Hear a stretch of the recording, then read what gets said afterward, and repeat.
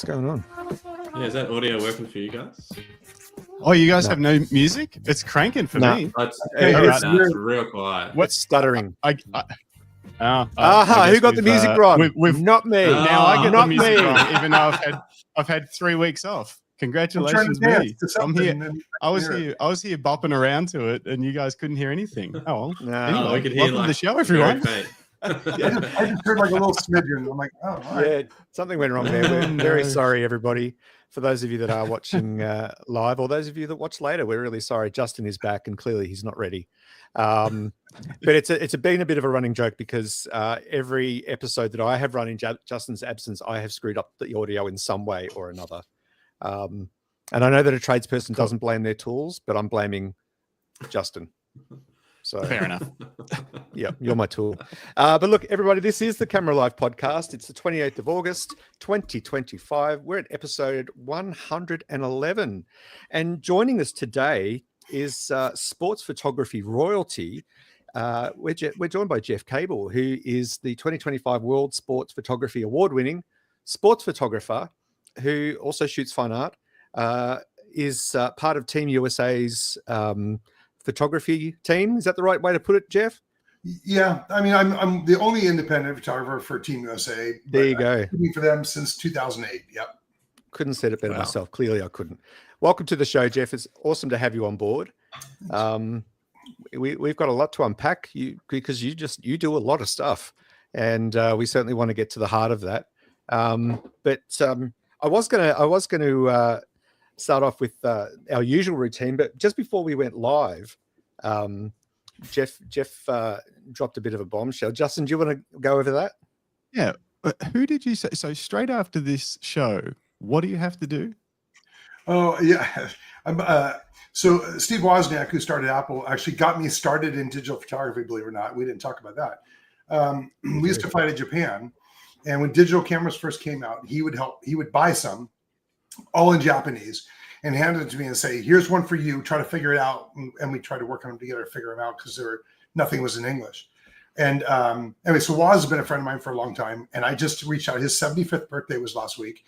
And I reached out to him and Janet, his wife, and said, like, I want to do a portrait session for you guys for your birthday. So as soon as we're done with this, I need to call them. We're trying to coordinate a time between my travel schedule with photo tours and everything else and his travel schedule with speaking. It could be a while, but we tried to do it 2 weeks ago. It didn't work. So we're trying again maybe the next week. We'll see if we can make it happen. Man, that is crazy. That is impressive, Jeff. You know Woz. Yeah, it's amazing. I mean, I've known him for almost 40, over 40 years. It's crazy. But yeah, the people I've gotten to know in this business or through this business is pretty cool.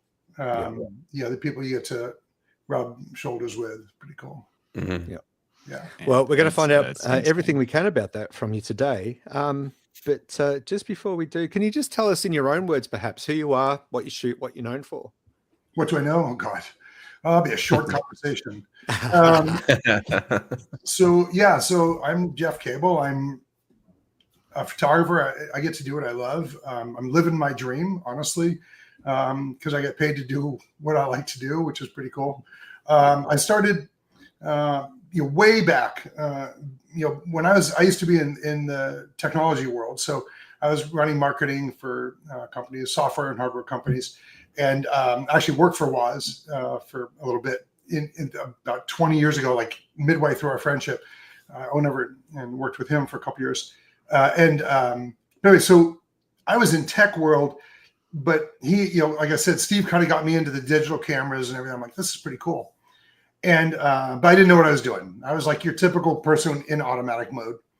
And then I went to work at Lexar as director of marketing, making the memory cards for the cameras and everything, and started hobnobbing with we sponsored some really great photographers. And I started to get to know those guys, reading their books, being inspired by them, just hanging out with them, did a couple photo tours with them, and just kind of got the bug. So then I started shooting on the side. Someone 20 something years ago said, hey, can you do my daughter's bat mitzvah for me? And I was like, no, I don't want to screw this thing up for you. And they convinced me to do it.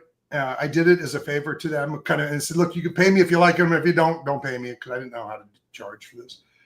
And I did it. They paid me, and I had a lot of fun. And then two of their friends said, "Will you do ours?" And then two of their friends. It was like it just kept snowballing. Now I've done 500 of them. My rates have changed a bit in 20 years. Yeah, I bet. Like 5x, but like, so I started doing that. And over time, I was doing that on the side while I was in the tech world. And it just got too much. I was traveling the world because I was running worldwide marketing for the companies. So I'd fly back from like Hong Kong or somewhere, come home, and then shoot on Saturday, and then edit on Sunday and go off on Monday back to work. So it was just a lot. And then in 2016, before I went to Rio for the Olympics, I said to my boss, the head of Lexar, I said, "Well, hey, I'm taking a month off for the Olympics in Rio." And he looks at me and goes, "Well, you're a director of marketing. You can't take a month off." And I said, "Okay." Then I quit. And he's like, "Well, we don't want you to quit." So I ended up going part-time. And then right before the Olympics in 2016, I'm like, I can't do it anymore. So I let them kind of transition, get some people in, and then I rolled out. And so I've been full-time for, closing in on 10 years now. And the business has just, grown exponentially between, what I'm shooting and the blog readership and everything else. So it's taken on a life of its own, and it's a good life. It's been fun. That sounds amazing, and definitely agree. Looking at your what you've managed to achieve in that 10 years of being a full-time photographer, professional photographer, your rise has been, as you said, exponential, but quite inspirational. That if you put your mind and heart into something, that you can make it happen. So let's roll back now a little bit earlier than your transition into full-time photography. Did you have creative inspiration growing up? Was your family more business minded? Were you good at art, or did you have an interest in photography in the early days? What's funny is no one's really asked it that way. So when I was a kid, I was like in, I don't know, 6th or 7th grade, and I guess it was maybe 7th or 8th grade. And I was at a very good school in San Francisco, elementary school. And it was pretty high end. They had like a teletype, this is going back a long time, but they actually had like a computer. And they had a class on animation, and it was single stop animation. You had to like take your drawing, click one picture on your movie camera, move it a little bit, do it again. And I created an animated film, and my teacher, not even telling me, she submitted it to ABC, locals channel in San Francisco, for a contest, and it won first place. And I didn't even know I was entered. So she told me, she pulled me aside one day. She's, "By the way, I entered your thing in a contest and you won a video camera and you get to go to the station." And I was like, "Oh, wow." And then they entered it into a national ABC competition, and it took like a certain placement. I don't remember what it was, but like I was a kid. And then after that, I really didn't do a lot of creative stuff. I knew that I majored in advertising because I liked creativity, but I also loved business. And I thought that was the perfect combination. And so I majored in advertising, never went into advertising. I ended up in computer sales for 7 years, and then went into tech, and then ran marketing for Symantec and Magellan, Micron, Lexar, Woz for a little bit. And so it just kind of transitioned over. The creativity has been there. Neither of my parents were that creative. My sister is a painter. Real estate realtor turned painter now. My brother doesn't have a creative bone in his body. So he's the mathematician. He's the banker side of the business. He's retired now, but he can think in numbers, and I hate numbers. But I will say that the marketing background that I had definitely helped in the business side of being a photographer, because when people email me or call me and say like, "Hey, I want to be a photographer like you, and I want to be a photographer. What do you suggest? What should I major in photography?" I'm like, no. Major in business and marketing. Learn how to take a good photo, right? Like, because if you don't understand how to run a business, you'll fail, right? And I think that's true for almost any business. So having that marketing background helped me understand what it would take to be successful at this side of the business as well. Yep. I want to dig into that a little bit, the marketing side of things. Before I do, I want to remind a couple of people, we will get to Jeff's amazing Olympic photography and stuff later in the show. We're going to pull some up and dig through it. So don't worry, the photography side of things is coming. But also, before we dig into the marketing background that you've got, I want to say hi to the chat because a few of our friends are back in the chat today. Good morning, John Pickett. Good morning, hey, Philip Johnson. Samantha Olsen. Morning. David Mascaro from the Bay as well. Good to see you, David. Welcome back, Justine. I like that. Yeah. Well, I got to welcome back, Justine. I'll take it. Kev Morse. Good morning from Margate, Tasmania. Good morning, Kev. Greg Carrick. Morning. Should I put sugar or honey on my Weet Bix? I would go with. I was always sugar on mine as a kid. But you do you. Tablespoon. Everyone, yeah, sugar. Wait. Sugar. I don't even know what Weet Bix is. I need to. Weet Bix. That's like a wheat pillow. It's a cereal, a breakfast cereal, but they're like it comes in like a block, and you put like 3 or 4 blocks in the milk, and then they slowly kind of soften. Lovely. We have something like that. What are they called? Shredded wheat. Something like it. Yeah, and they're kind of flat and then compacted into like little. Yeah. They look like little bales. Were always sold. Yeah. The Australian like surf life-saving Iron Man world always sold it to us kids as like this is the healthy food. You have 6 Weet Bix for breakest or whatever, but then you put sugar and honey on them. Yep. Keep it healthy. And Greg says, and welcome back, Justin. Yeah, thank you. Matt Boyle says, these ones. Good to see you, Matt. What's up? Hey, Matt. This is for your benefit, Jeff, and any American viewers that are watching. But this is Weet Bix. So they're these. They literally look like bricks made of wheat. Okay. And they've been an Australian breakfast staple for decades. Got it. Mm-hmm. All right. Well, next time I'm there, I'll have to try that. Yeah. It's not like Vegemite. You'll probably like it. I did not like Vegemite. Oh, you tried it? Oh yeah. Now I've been there many, many times, and I did try it, but like a typical American, I think I put it on too thick. Yeah. Oh, yeah. That's not baby steps. Sparing. Yeah. And it has to go on with butter or margarine. You have to have it with butter. You can't have just Vegemite. Next time I'm there, you'll I'm cry. meeting up with you guys. We'll go out for breakfast. Yep. We'll go out. All right. Deal. Yeah. We'll bring some Aussie favorites. I don't know if you can get Vegemite on toast out though. Yeah, you can.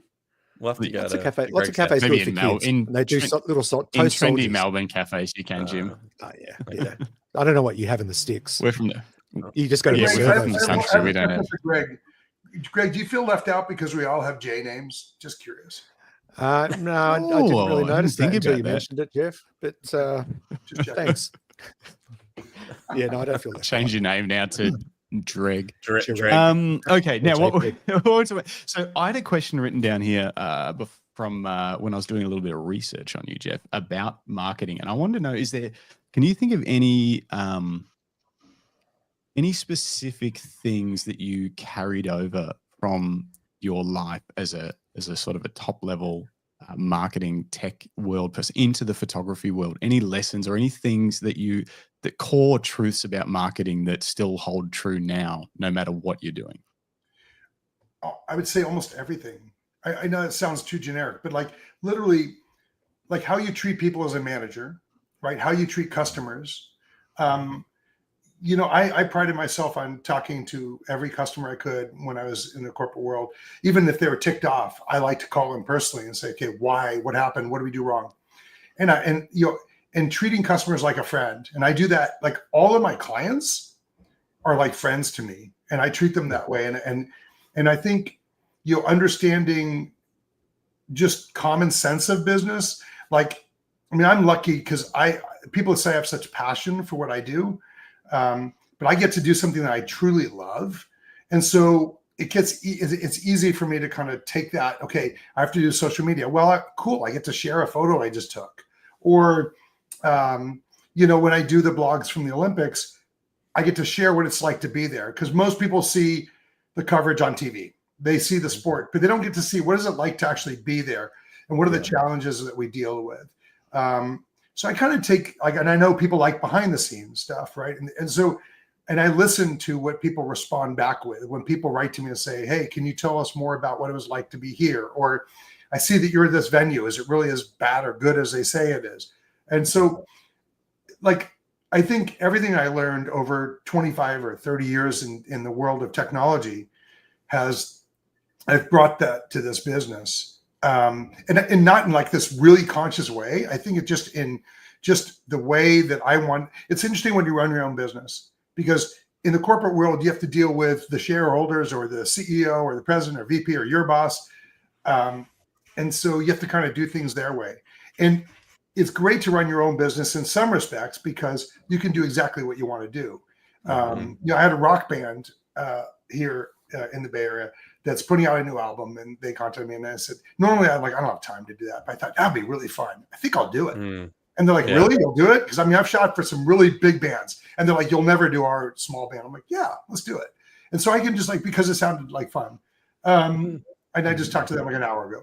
And so like, I can pick and choose what I want to do. But at the same time, I also understand the core value of running a business.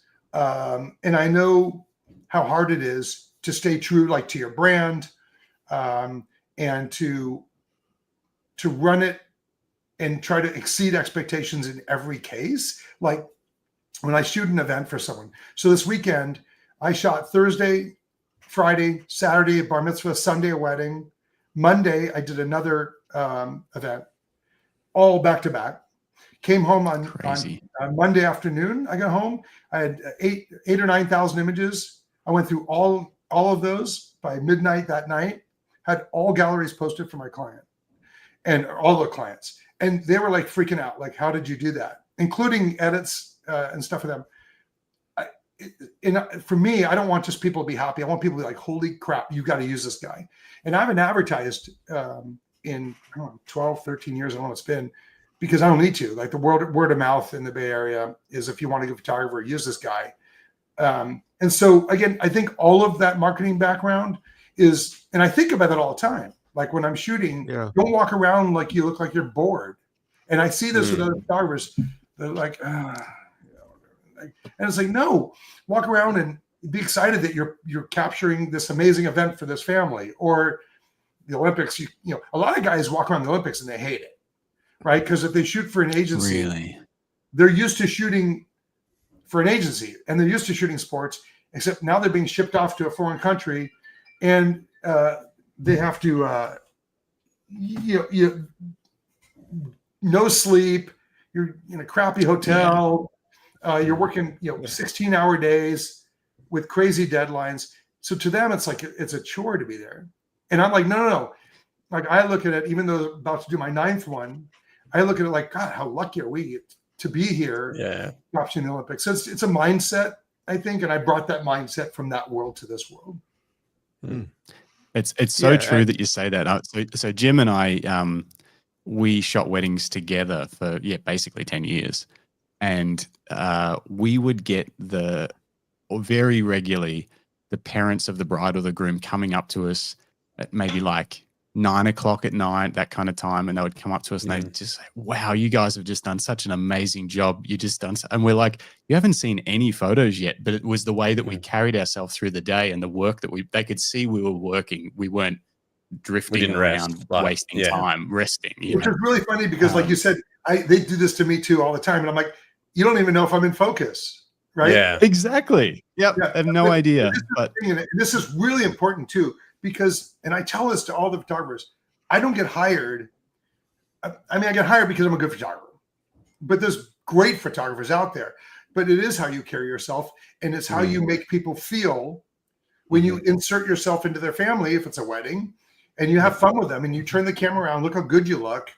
And I turn the camera around all the time. And I don't look at the LCD, look all the way in the eyepiece, with mirrorless, and they look kind of like, wow, right? And so it's so important on, like you said, it's like I said, it's your brand, right?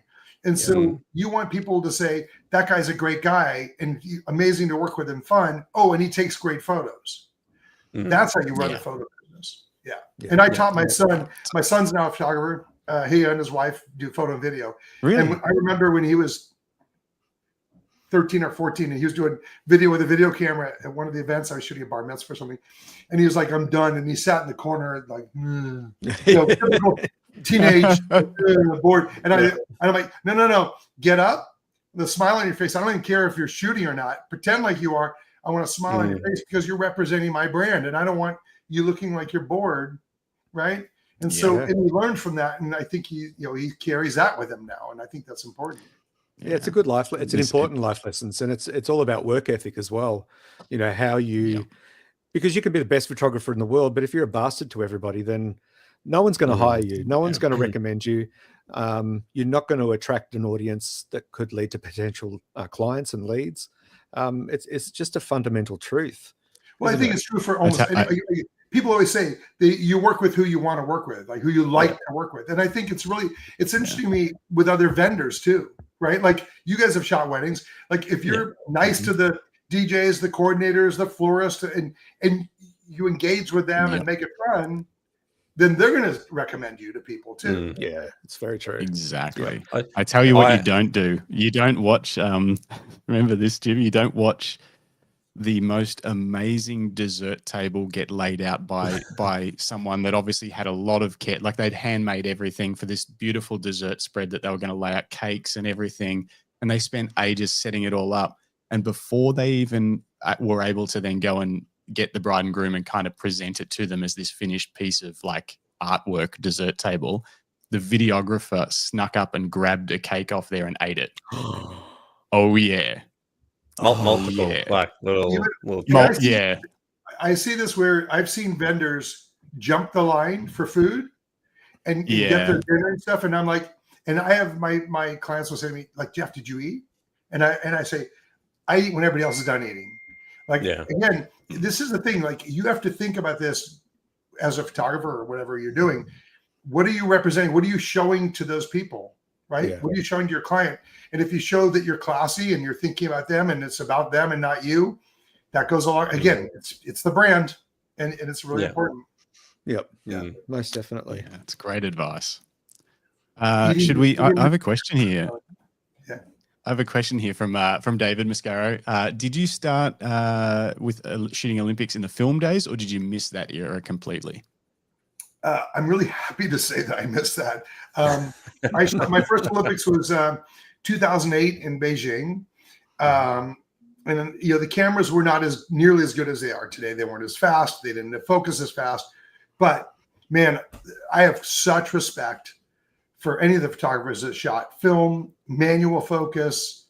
Oh my God. Now, granted, I know the sports weren't as fast back then as they are today, but I mean, shooting and like even the difference between, and I did a video, I think for B&H photo, I believe, and it was like how much things have changed from 2008 when we were shooting on a 4 gig card, I think it was, or a 1 gig card. I think it was a 1 gig card at 300x speed. It was like slow.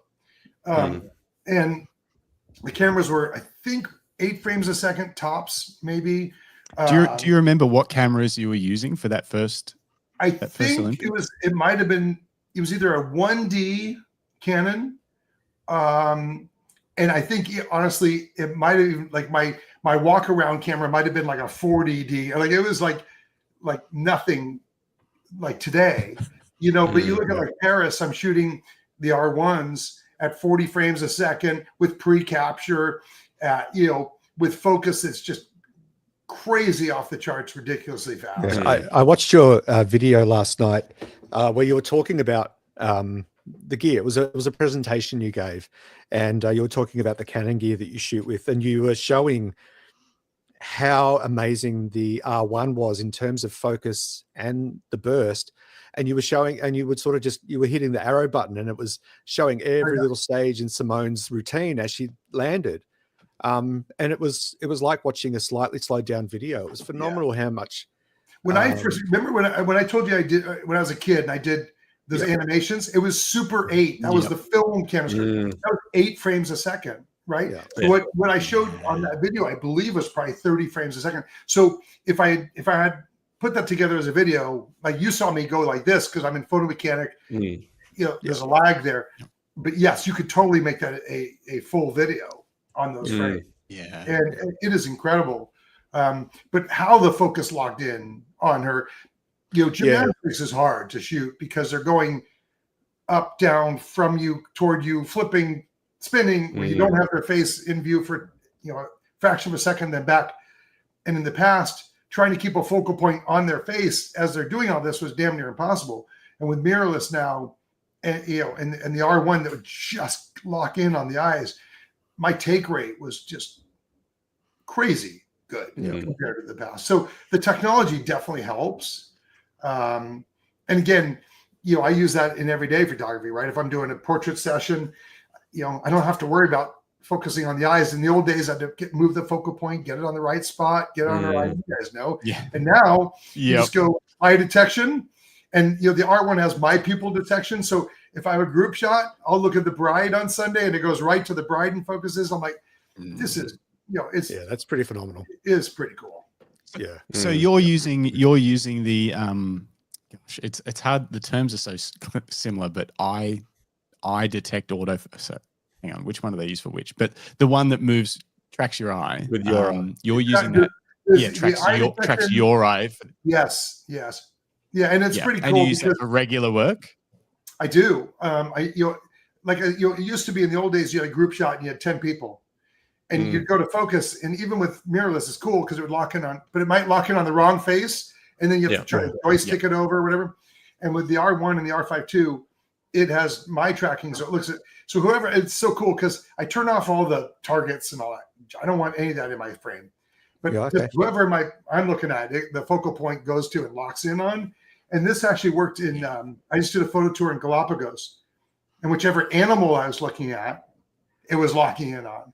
I mean, it's pretty neat. Cool. Yeah. And as I told you, it takes. I want to ask you about. Oh no, sorry. I was just going to say I don't want to forget. I want to ask you about that Galapagos tour later on. I want to find out all about it because it's a dream. It's a dream destination for a lot of us, I think so.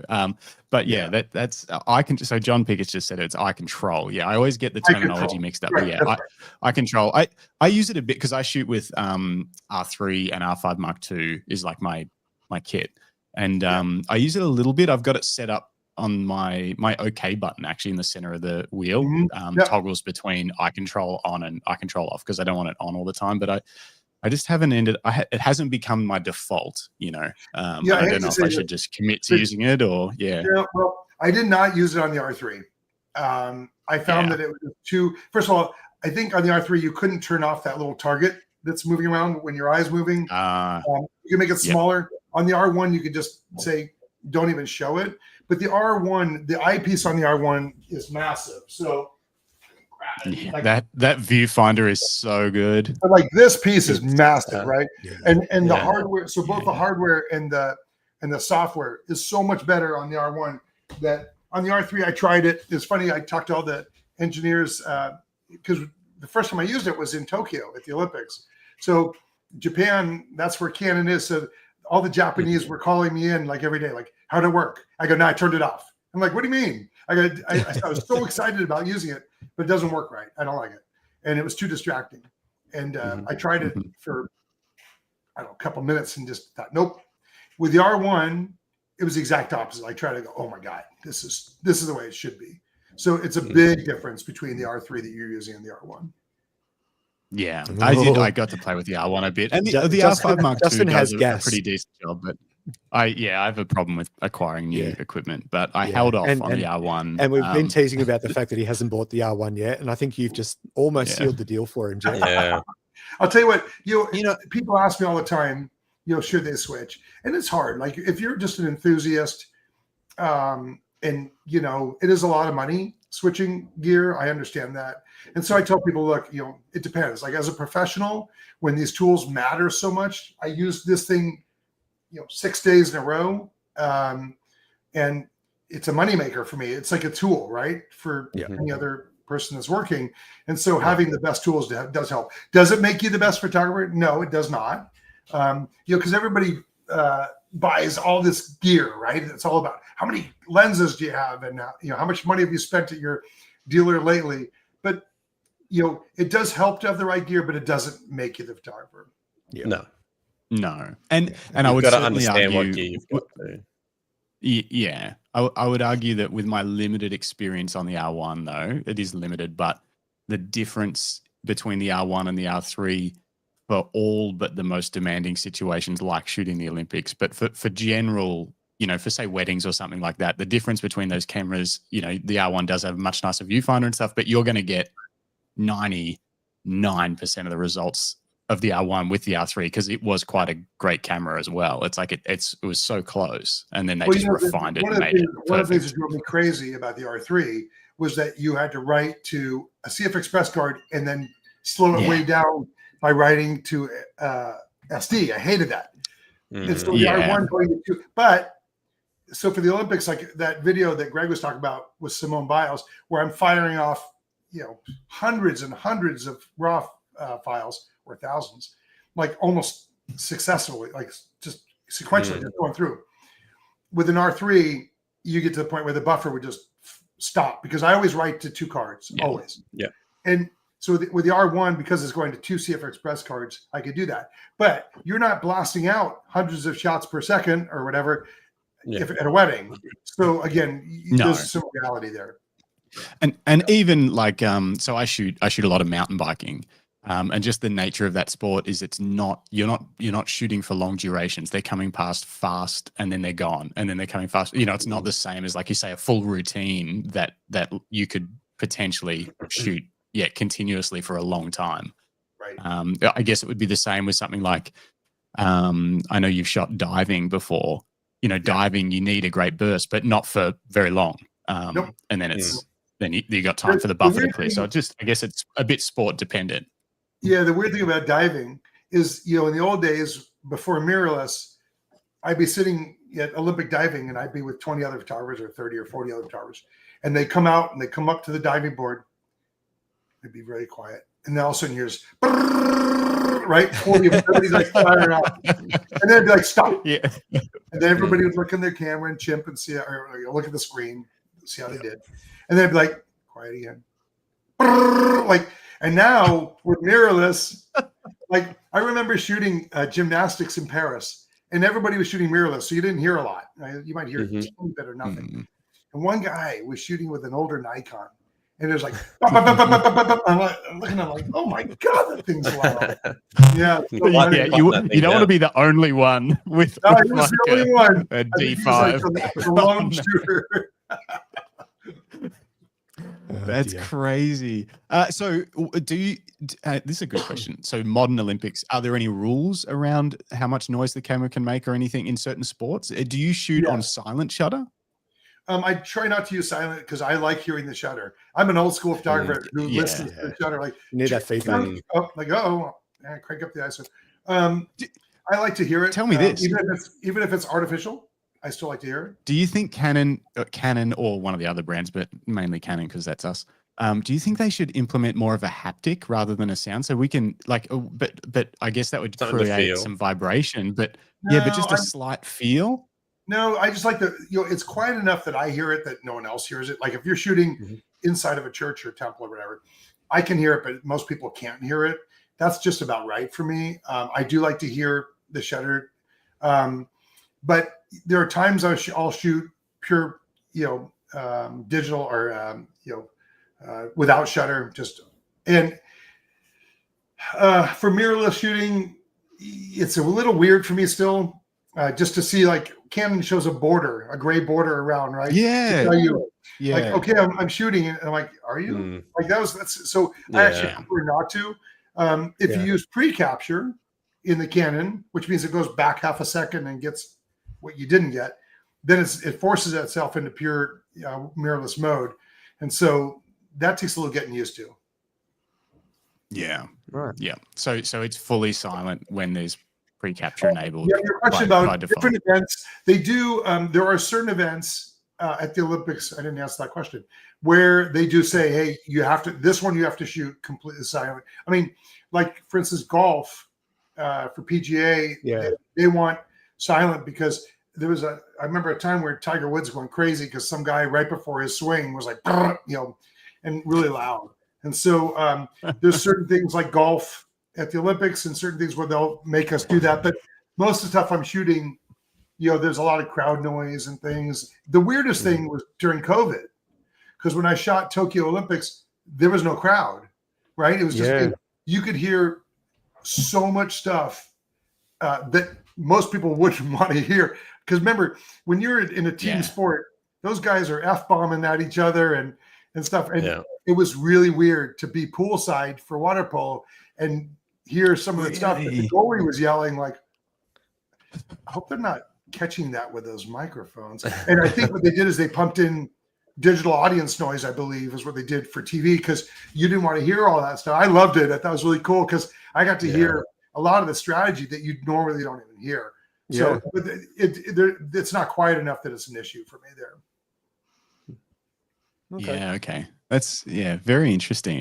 There's that whole world is so, I've only shot very small events, very, but even, where you have to have media credentials and stuff like that, but really small. And the control even on a small event is a bit, I can't imagine what the control is on you guys from an Olympic, standpoint. It's really intense. And it's funny because people who obviously have never shot the Olympics, which is most of the world, they don't get it, because they'll say to me, like, why did you only shoot 2 sports today or 3 sports or whatever? And I'm like, no. Getting from one venue to the other could take you, hours. Or in the case of Milan coming up, 14 hours each way. So but the restrictions, like, why didn't you shoot from this angle? No, you can't. Like the restrictions are, you go through a photographer's meeting before the Olympics where they set forth all the rules.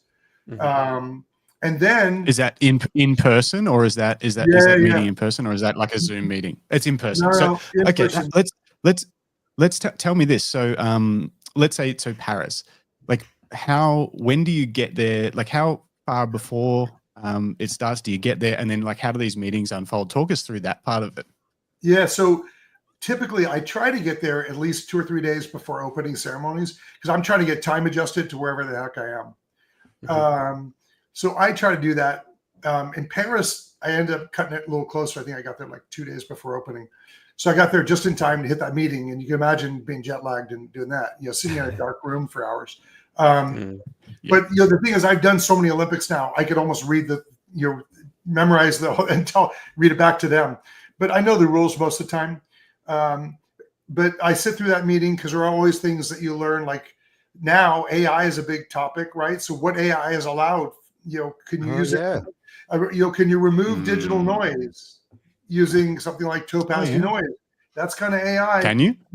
Yeah. I think they were like that, maybe, but you can't like clone things out. You can't add things. You can crop, but you can't like take out a foot if it's sticking into your frame. I remember seeing, Jeff, one of the photos you showed on one of your YouTube videos on your channel, which we'll show people a bit later. You talked about a shot you took of, I think it was volleyball, and there was the stadium, the playing field was lit up, but the background was really dark, and you had the Eiffel Tower dead center. Well, it looked dead center to me. I know someone told you that it didn't look dead center, but it looks dead center to me. And the final one was dead center. Yeah. And you're talking about the lights, like there were just like 3 or 4 lights in the background, and you talked about how even those tiny specks of light, which could be removed so easily, you're not allowed to touch. They're just part of the restrictions. It's very restricted in what we can do, which is true for most agency work and stuff. But the other restrictions are like every venue has its own rules. So you go through the main photographer meeting, and then as Olympic photographer, even if you have your credentials, which I will probably be receiving here in another couple months for Milan, once you get those, that still doesn't allow you to go into the photographer. Then you have to go into the main media center and get that blessed, and then receive your vest or sleeve for winter, and then you have to deal with the restrictions at every venue. So they'll go through in the main photographer meeting, and they'll say, for this venue, this is the restrictions. For this venue, this is the restrictions for every venue. But then that's really not where it ends, because so if I'm shooting in Milan, I'll be shooting a lot of ice hockey for Team USA. So men's and women's ice hockey.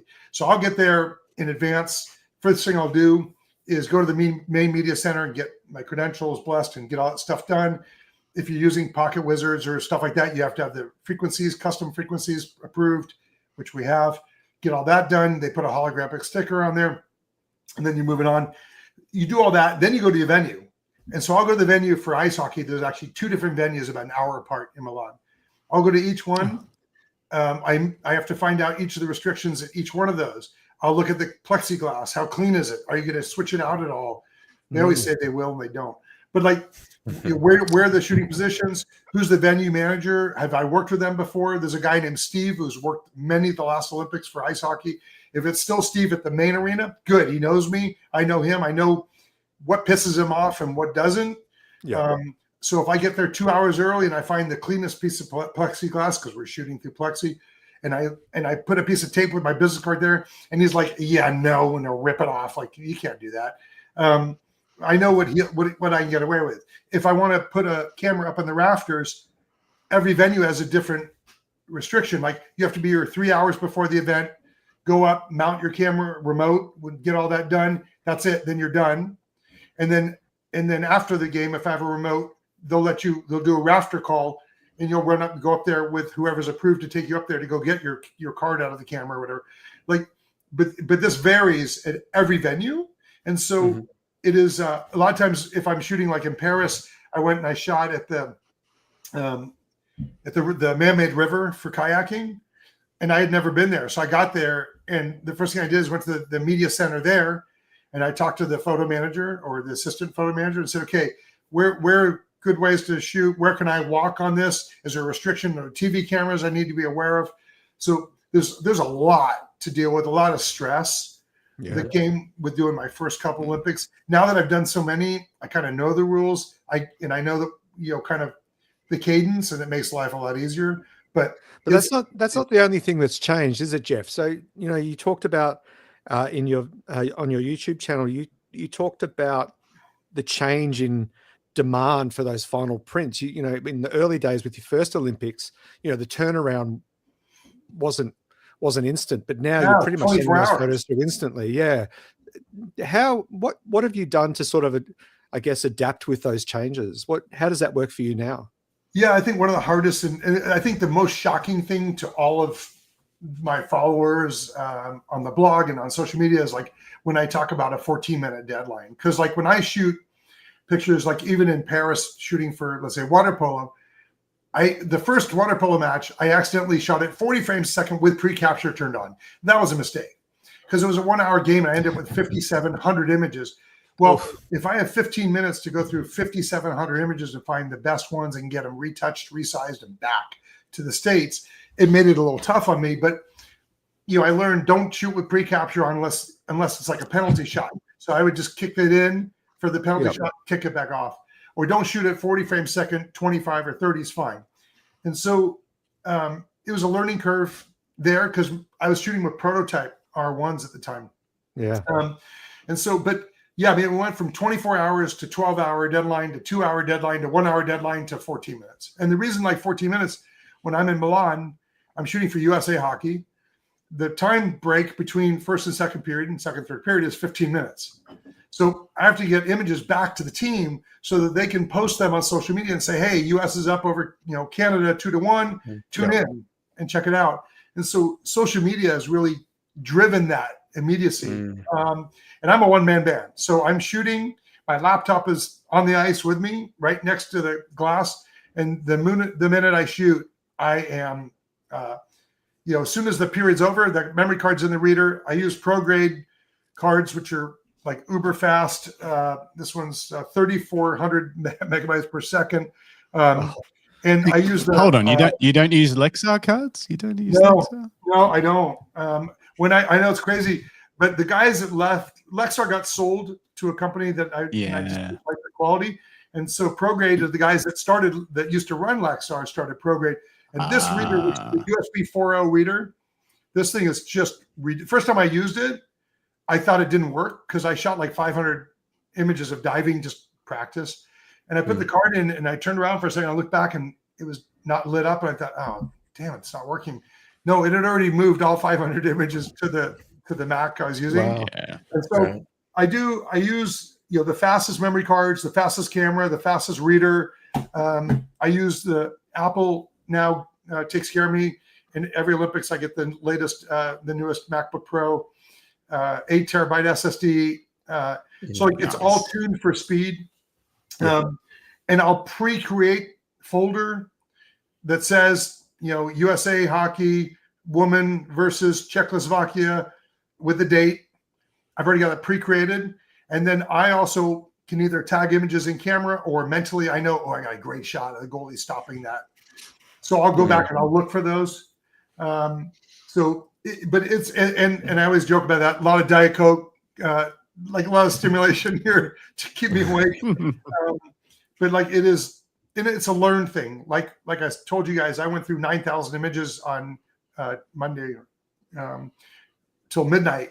But I know going through like that one's good, that one's good, that one's good, that one's bad, that one's bad, right? Like if I have a sequence of a wedding and it's the first kiss, I did go to burst mode for that. I don't need 50 of them. I want the top 3 or 4, and I've kind of trained my eye to look for those. For sure. A couple of quick comments, and then we'll talk a little bit more about your workflow. I think because that's so. Pete Mellows had asked, who's a former guest on the show and photographer, landscape photographer. Hey, he probably doesn't shoot anywhere near as he's got 3 images to edit after his landscape shoots. Pete says, "Who gets to Pete edit also all does." Those photos Sorry, Justin. I was just going to say, Pete also does some sporting events, mostly for his kids and their clubs. So yeah. All right. Sorry. So who gets to edit all those photos from the high frame rates? That is you. You edit everything that you do, everything. Jeff. You one man band. I do culling, editing. I do all the retouching. It's kind of crazy. Like most photographers at the Olympics, they're connected. Like if you're shooting for EPA or Getty or AP or whoever, you're connected through an Ethernet connection, right, to the camera, and you're tethered, and you're shooting, and those images are going up to an editor. And the editor's going through going, that one. Like I said, I'm the only independent photographer for Team USA, so I'm on my own, which is really cool because I've been doing it for so long. They call me part of the Olympic family. So I can shoot for USA Hockey, and then I can go, when the hockey game's over, if there's no game that day, I can go shoot whatever I want. So I've got the top level credential. I can choose that. But I've like the delivery, my contract is to get those images to that team. But it's my job to get them, go through them quickly, retouch it, and get it back to the team. Everything else I shoot, if I'm shooting for fun, then I do it for my own blog. And that's it. I don't sell them. I don't put them on wires. I just do it for me. For you. A couple other quick comments.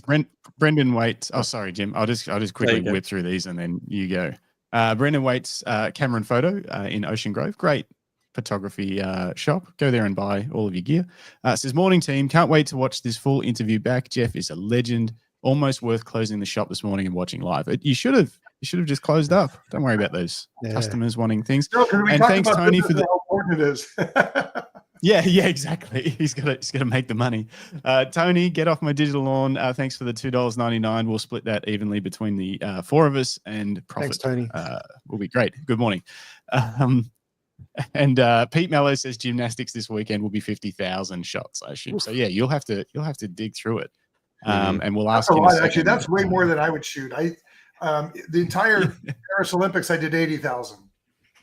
Wow. Oh wow. Okay. That's crazy. Yeah, it's still a lot, but yeah, not as many as 50,000. How much storage on average do you think you'd capture during an Olympics? I can actually tell you because I can look at. I've got everything on a server right here. I have every image I've ever taken in my life. Minus, I cull through and get rid of the stuff I don't want. But I've got 2.6 million images on the server here, and this one is a QNAP NAS drive, and I have another one at my brother's house, 250 miles away, and they sync every night at 1 a.m. So every image is backed up. So God forbid there's a fire here or whatever. Yeah, it's there. Yeah. But I think it's not as much as you would think because like I carry with me, I've got a whole bunch of these 4 terabyte Crucial SSDs with me, and I only come close to filling them. So it's probably less than a terabyte total. Yeah, which is still a lot. Yeah. Well, they are big files. Yeah. It is and it's not. I mean, when you're shooting nonstop for 3 weeks, from 9 in the morning till midnight. Mm. It's not bad. Yeah. And I call through and get rid of, especially shooting ice hockey, inevitably you're going to get that ref and you just end up with black and white stripes right through your frame because they skate right in front of your camera. I mean, get rid of all that stuff. I try to purge all that and just keep the stuff that's good and usable. I want to ask you about that, but did you have a question, Jim? You want to? Yeah, I've got a couple. Jeff, with the hockey, you're talking about the rafters and putting cameras up there. Are you leaving them there for the entire event, or is it just for the one game? It depends. I typically I don't do overhead rafter shots anymore. Yep. It's too much it's too time consuming. And I mean, they're amazing, but most of the good spots that are dead center over the net are taken by all the agencies. So there's too many cameras up there. But I have set up remote cameras on the post right behind the goal, behind the, kind of directly behind. And I've done that. Again, it's just one more thing to go through and more images to go through in that 15 minutes. So now I typically don't do a lot of that. I usually keep 2 cameras with me on ice. I've got one with the 70-200. So I just switched to this new 70-200 that Canon has because this thing doesn't extend. Because I can't be up back into the glass. I've shot ice hockey in here in the Bay Area, and this guy had a lens that protruded when he zoomed. Well, if you're up against plexiglass and you do that, it smashed into his face because he was up against the plexi, and it broke his nose and every bone in his orbital. Like, it was brutal. And so, he must have zoomed aggressively. No, he was in the hole because in the NHL you can actually go through a hole. And the guy got checked into the glass, and it just it pushed through. Wow. I thought you meant him zooming, like pushed back against him. No, but again, he got right up against that plexi. And actually, one of the things they do say hockey's a dangerous sport. Yeah, I still play once a week. So, but I don't use this. I get rid of this at the Olympics, and I go to a squishable rubber hood, so I can put that up against the plexi, and that gives me a good inch of movement. So God forbid if there is a heavy check, I'm ready for it. But then I'll have a second camera. So I have the 70-200, which is what I use most. I don't think I'll use the 100-300. Probably stay with the 70-200. And then I have another one with a fisheye. So if guys are getting slammed right in front of me on the boards, I'll drop the 70-200 and grab the other one with the fish, and I've already pre-focused it about a foot distance, and I just hold that up and fire and hope to get a really cool wide angle shot. And I've got some of those on my website. Yeah, nice. Wow. Fantastic. And sorry, Jeff, the other question I had, obviously cameras have come a long way since your first Olympics, but I feel like the lighting's probably in the venues has probably improved dramatically as well. Yeah, I mean, shooting the Olympics is cheating. I shot a water polo game. My girlfriend's son was playing in an alumni game at a local high school in the evening. The light was horrible. And I thought, and it got to the point I shot when it was still kind of right before sunset, and I got some nice shots for them, just messed around. And then the sun dropped, and they had 6 crappy little lights, and I didn't even bother shooting because I cranked the ISO to 20,000, didn't look great, and I still couldn't get fast enough shutter speed. And I was just hacking for him, and I already got some good shots anyway. But shooting local games, here back at home or in your local school, is so much harder because the Olympics, it's lit for television. Yeah. They have pretty consistent lighting and white balance, hopefully, throughout the entire venue. So, when I shoot ice hockey at my local rink, so I play once a week, but before the Olympics, I'll stop because I broke a rib right before the Vancouver Olympics. And let me tell you, trying to hoof gear, carry all that gear when you have a broken rib sucks. So now I don't skate. I take about 6 weeks a month before the Olympics and stop. But if I do that, I might go shoot my buddies just to warm up. Yeah. And let me tell you something. They're a lot slower than the guys in the Olympic team. And the lighting is horrible. And so you're pushing crazy ISOs. Your images are subpar. When I get the Olympics, I'm shooting ISO 1,000, 1250 and getting really good shutter speeds. Try that at a home rink? No way. Just no way. So it's we have the best athletes in the world with the best lighting, with people in the stands who actually care and excited. So you get that excitement versus you shoot at a high school, the parents are talking to each other, they're barely watching their kids. like, and they're mostly empty. And there's always that one door open on the side, so your light's coming in crazy from that one angle. Like, so you don't have any of that, and your backgrounds are beautiful colors and stuff. So it's a whole different ballgame. It is easier in that respect.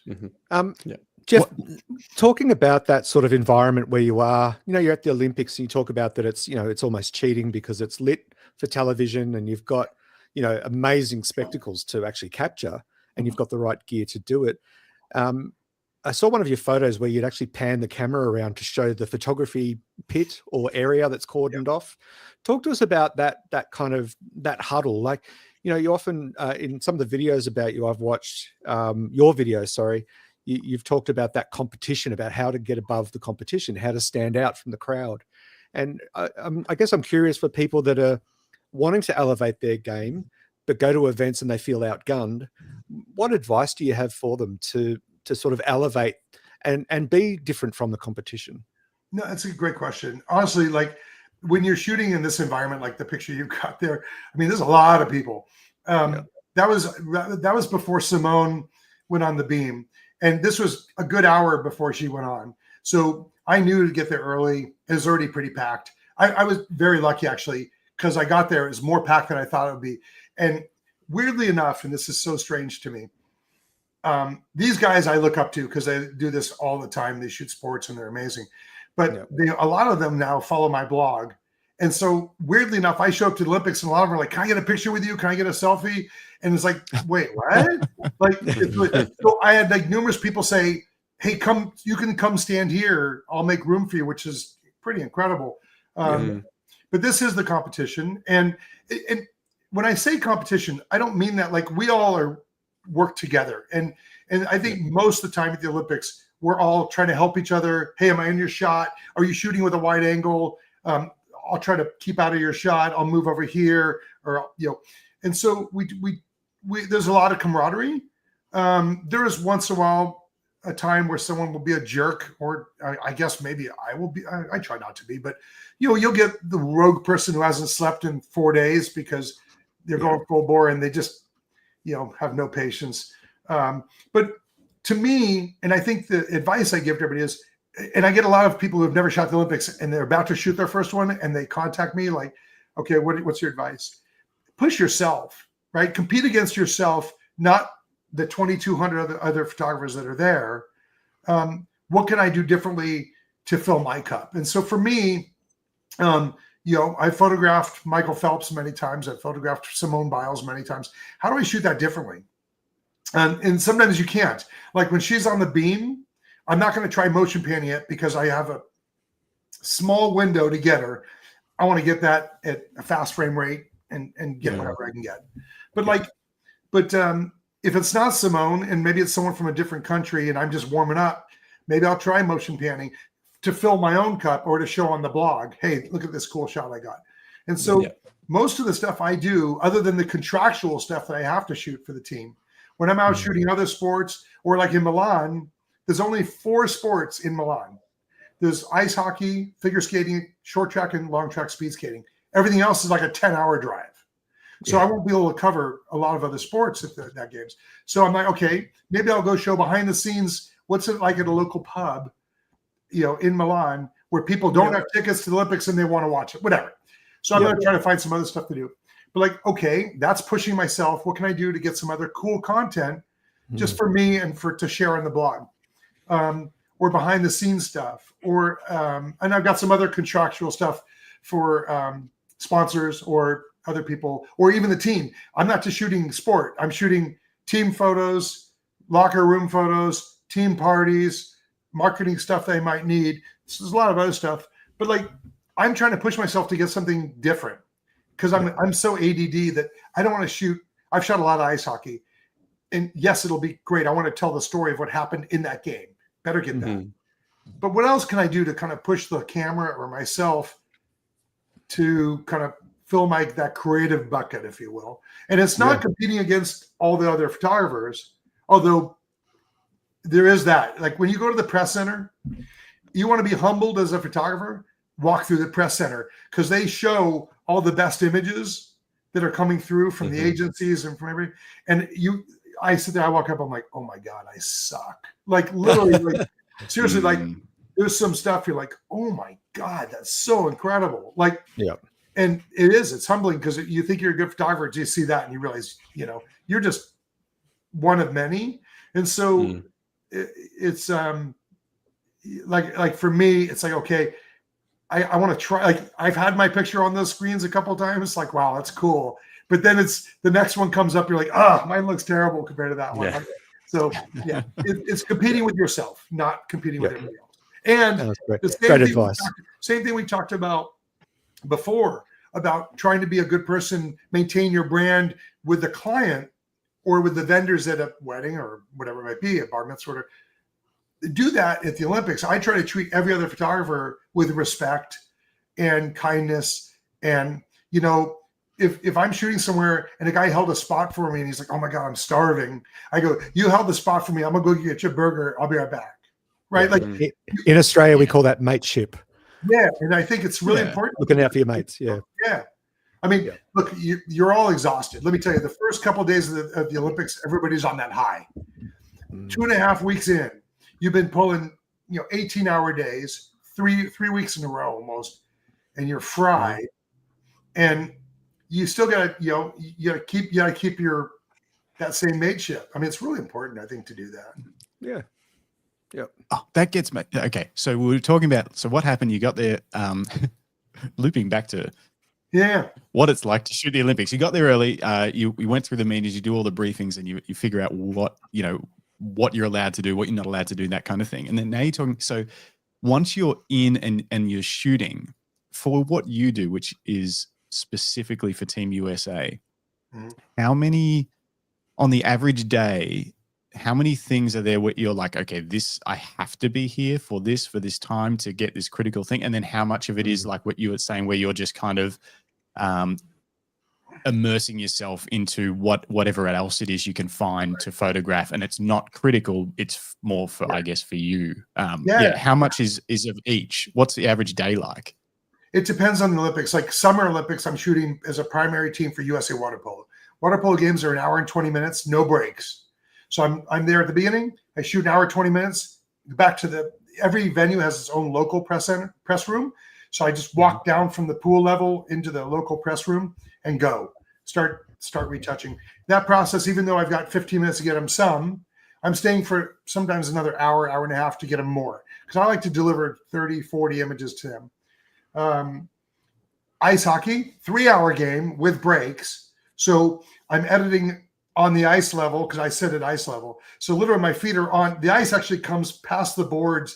So my feet are freezing because they're on the ice, and my laptop is usually freezing because I've got it down right next to me. But I'm pulling that up and I'm going through images on my lap. As soon as the game's over, I'm not going back to that press room to do the rest of the retouching. So then that could be, I have to get there. Let's say it's an ice hockey or water polo game. I'm there at least an hour early because contractually I got to shoot that game and I don't want to miss it. You can't always rely on the press buses or cabs or whatever. So you're there an hour early at least. Then you're there for the game. Let's say hockey in Milan. I'm there for 3 hours. Then I'm retouching and stuff for another hour and a half, 2 hours. So I'm 6 hours in.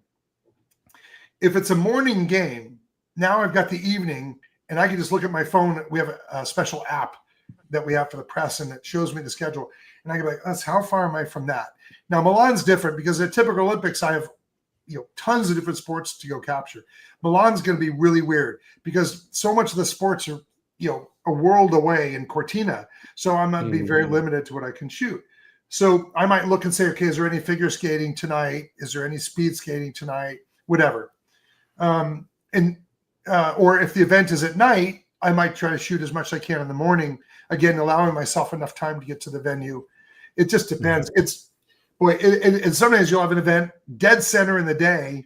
This happened in Paris. We had some stuff that was right in the middle of the day. Okay, so my morning, it's too risky to try to shoot something else. So I'll get to the venue, shoot that, edit that. And then do I really want to be up till 3 a.m. by going to a venue far away to shoot it? Maybe, maybe not. And so there's no simple answer to that. Every day is different and every sport's different. So it's. And how many days maybe, like, I know it depends on the Olympics and stuff, but how many days roughly would have something that you're obligated to shoot? Is it almost every day? Every day. Okay. Yeah. I mean, in the case of like, usually there might be one day off in between medal rounds and the prelim rounds and medal rounds, depending. For water polo, it's interesting because they go men game, woman game, men game, woman game every day. So I know I've got men's game on Monday, women's game Tuesday, men's game Wednesday, women's game Thursday. Ice hockey is not like that. In ice hockey, it's possible that USA men are skating at the same time as the women or within an hour. And the venues, the damn venues in Milan, there's only 4 sports going on in Milan, but the ice hockey venues are an hour from each other. They're on opposite sides of the city. So if there's an overlap, the team will tell me, we want you to cover the men on this one or the women on this one. Yeah. And then it's brutal. Or I might, because in Milan, they're going to do like they did in Paris. They're going to say, use our public transportation. Well, that's great for the public. But when you're, carrying, all that gear and having to go to a train station, which could be half a mile from the venue or more, and then you have to get to the next train station and get off and you're half a mile from the venue or more. So I'm trying to work a deal with Uber. So if anybody from Uber is listening, I would love to get them to, I'd love to get them to sponsor me. I've got all the camera companies. I got Think Tank and Canon and Apple, everybody on the camera side.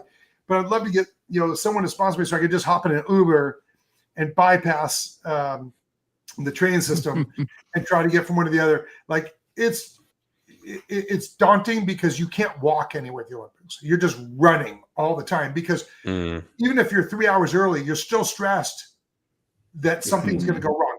Let me tell you how many times in Paris I took the wrong train and I got off. I'm like, oh my God, I'm not near where I need to be. So I was like, screw it. And I get a taxi. So my taxi bill in Paris was like, I don't know, $1,000 because there's many times I just couldn't risk taking public transport.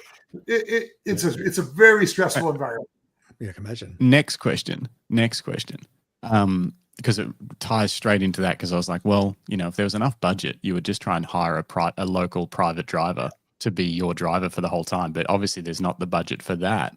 Yeah. What about all of your travel costs? Do you pay for all of your own costs, or is some of the stuff on Team USA? How does that work? So again, I'm different than an agency photographer. I go for Team USA, and I'm going for USA Hockey. And honestly, what they pay me covers about my hotel and my airfare. So I don't go to the Olympics. So there are ways for me to make money, but not from Team USA. So if I'm shooting a contract for Team USA, that's based on what they pay me, and that covers my expenses about. But I can shoot for corporate people, and I've done that. I've shot, and when I do stuff on my blog, I get contributors to help pay my expenses, so I can make money in other ways. But honestly, even if I made no money, I'd still go because it's such an honor to be at the Olympics and to shoot it, and I get such joy out of doing it. Yeah. And of course, I wouldn't be talking to you guys if I didn't do it. If I just shot weddings or bar mitzvahs, you wouldn't have me on your show, and all the other shows I do, they wouldn't care. We would. Oh, that's not true. We take it. Yeah. We would stoop that low. All right, maybe you guys would. But I can tell you, and I can tell you that NBC television here in the U.S. And I've been on many times. They want to talk about the Olympics. As a matter of fact, I'm talking to NBC right now about doing some pre-Olympic stuff for them. Yeah. The coverage I get is amazing. My blog, traffic, which went from 5 people a day when it started to, now sometimes getting close to 1 million a month during the Olympics. And I think I'm averaging about 125,000 a month on, typical months. Amazing. It's like, that's part of my brand again, is that I do the Olympics. And so, and a lot of clients I shoot for here in the Bay Area, they love saying our photographer is Jeff Cable, an 8-time Olympic photographer. So I can charge more for that. So it does make money for me in the long run. But honestly, I know the team, USA, the USOC, the Olympic Committee, USOPC, it's all volunteer money, right? People are donating money. So it's a nonprofit organization. So they don't have tons of money to pay me. And so I'm okay with that, and I make it easy on them. I can tell you that there are many times I've been at the Olympics, including Paris, where I said to the people from the USOPC, hey, you guys have a press conference with all your top executives. Is anybody shooting that for you? They go, no. Okay, I'll shoot that for free for you, and I'll get you the images in 20 minutes. And or I did something in Rio for USA synchronized swimming. Their budgets, they told me they couldn't even pay me like $25. Like, they have no money. And so I happened to be there. I said, I'll shoot it for you for nothing. Like, I try to do stuff like that for them. And of course, that's goodwill, because, when I started doing this in 2008 and I started doing stuff for the US Olympic team, and they saw that I was doing stuff like this for their other teams, they said to me, hey, do you want to contact other people from other teams if you want to shoot? And they handed me this list that has every contact with every email and every phone number for every team communication lead. That was like gold to me. And so I find ways to make it work for me.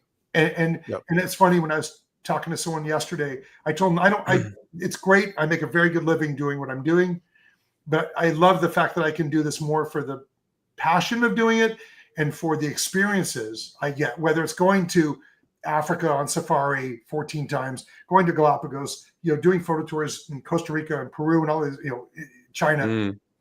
But it's like my passport to the world, and getting to meet cool people like you guys and do stuff like this.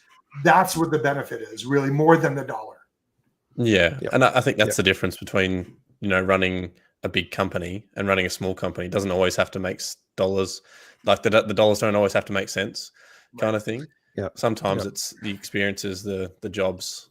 No, I mean, like, I shoot stuff for free. People think I'm full of crap, but I do like free stuff I've done free weddings for relatives. I've done, if someone can't afford something, I mean, we have Make-A-Wish Foundation. I don't know if you guys have that there. Yeah, we do. Yep.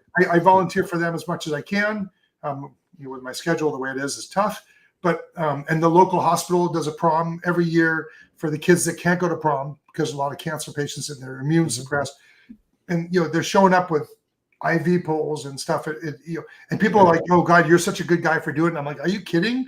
Like, these people are dealing with shit that we never have to deal with." Yeah. And so I try to do as much as I can. Again, it's also fulfilling for me in a selfish way. Like, I get a lot of pride out of doing it. Yeah. So life should be about balance.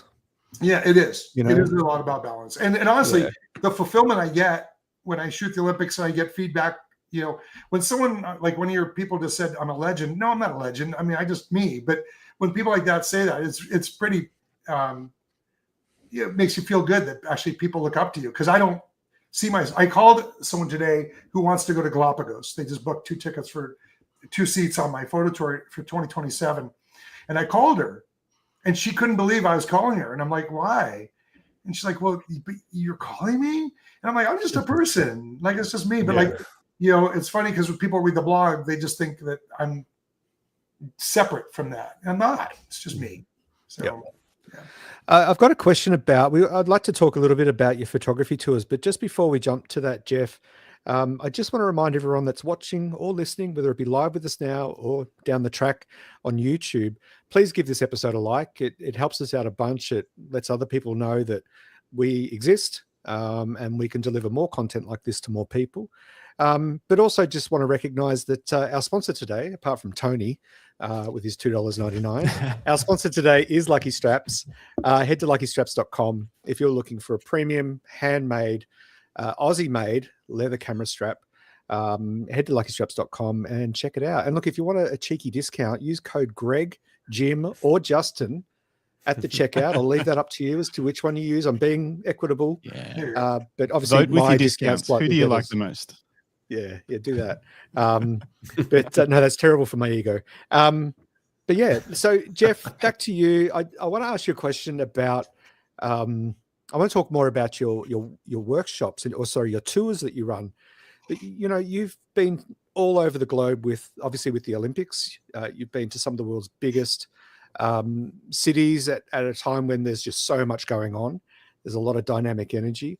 But you also run photo tours and obviously you do a lot of work close to home. So my question for you is, what's the mix between you being at home, even if you're working in your local San Fran Bay area at the time, versus being on travels? Like, what is that mix like for you? It's hard because I'm gone so much. I literally did Costa Rica. I came home for a couple of days. Then I flew to New York because B&H had their big trade show, the Build Show.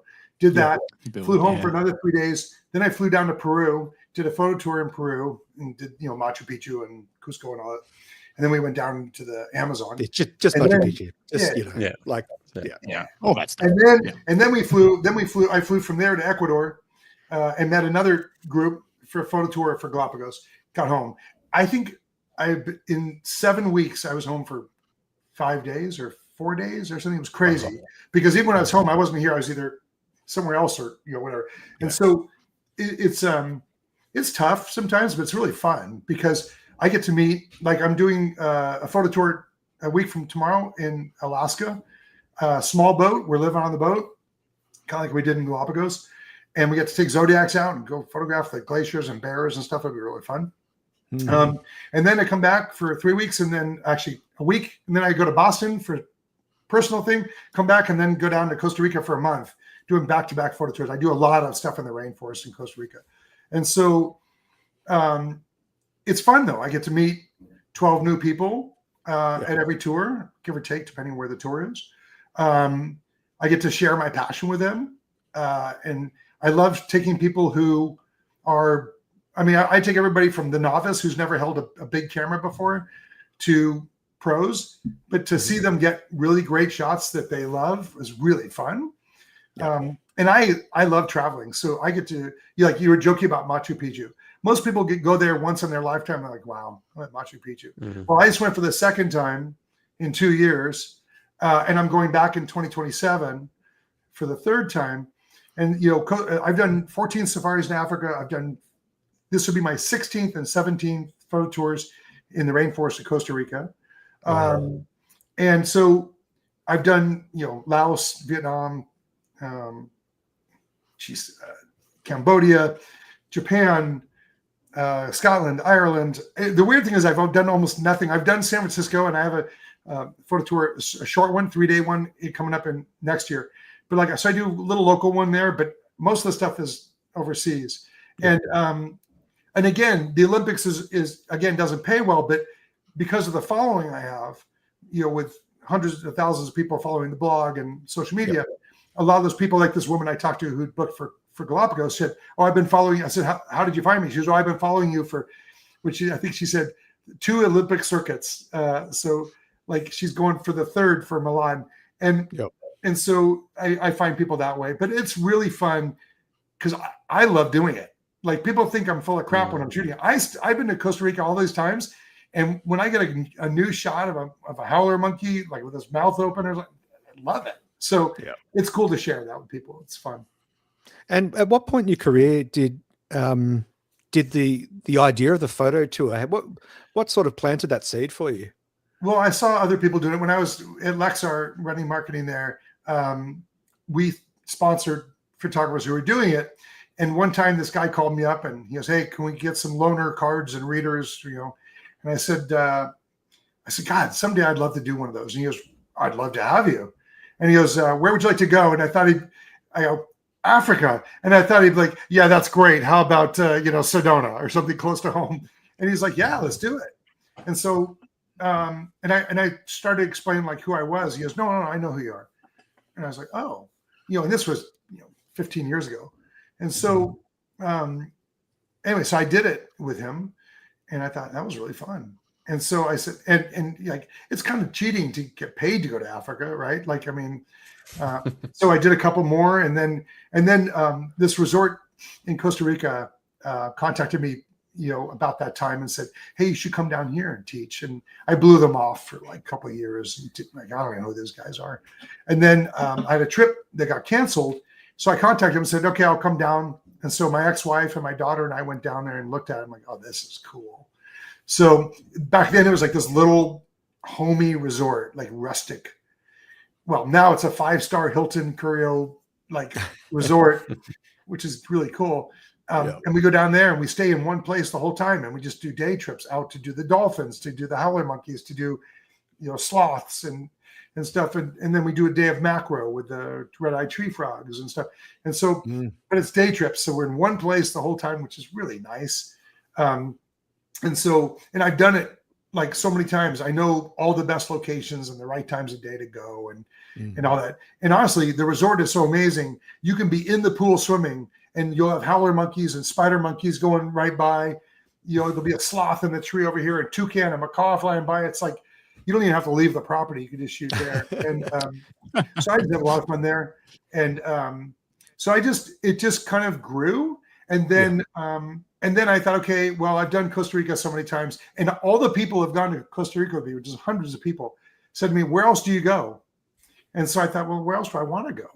And of course, I was like, well, I would love to do Peru. So we did a test trip to Peru a couple years ago. And I took my brother and his wife and my girlfriend and her daughter and friends, went down there, and I worked with this new vendor, and he was awesome. And so I said, we're doing that. And I go, where else do you go? He goes, Galapagos and Pantanal. I'm like, we're doing that. So we did Galapagos. I'm doing Pantanal next year. And I said, like, it went so well. Okay, we're going to do Peru and Pantanal, or in Galapagos in 2027. Yep. So these are from the blog I just pushed last week. Keep going. There's some really cool stuff. This is those are the water iguanas, which are everywhere. And I try to blog every week. Now, from the Olympics, I blog every day, twice a day. But it was awesome in Galapagos because every day we saw something different. And it was really fun. And actually, one of the shots that's coming up in the next blog, I don't think it's in this one, they sneeze out the salt water. There's the blue-footed booby, and there's our boat that we lived on, and there's me. Yeah, everybody loves those guys. And then and there's our boat that was which is being retired. So we have a brand new boat coming for next year or 2027. But if you show the next one's really funny because it's me in my bathing suit getting down low to get a shot. Having fun. We had love your commitment. Love your commitment. Yeah, that's awesome. Jeff, given all the places that you have traveled, both for the Olympics and for running tours, and I guess even your own private travels for photography, what's left on your bucket list of places you want to go or things you want to shoot? There's so many. I mean, there's so many places that I want to go still. It's funny, Iceland is high on my list. I'm talking to a vendor right now for the end of 2026. I'm going to add that on my website, provided we lock it all down. I want to see the Northern Lights. I've already got a lot of people who've gone with me on other trips that go, if you do Iceland, we're in. So I've already got like a whole, like Africa, a bunch of people went to Costa Rica. I hadn't been to Africa in a while. They said, if you go, we're in. So I booked it for 2027. I didn't even advertise it, and it sold out, all 11 spots. So then I called my vendor and said, can we do another back-to-back, and I'll do another one after? And he goes, yes. I put on my website, I was going to advertise it, and it already is sold out. So like people who go to some places then just want to go to other places. So then it's like, okay, where do I want to go? And so I'm other places I'm looking at. I'm actually looking at doing one in Australia, New Zealand. So come on down. Yeah. No, I'm serious about doing it. I think you should do a Bendigo Victoria tour. I think that'd really take off. We're almost as cool as the Galapagos. Well, honestly, it is. I mean, and the thing is, like, every place is so different. Like, I feel so fortunate to be able to travel to all these places because you go to somewhere like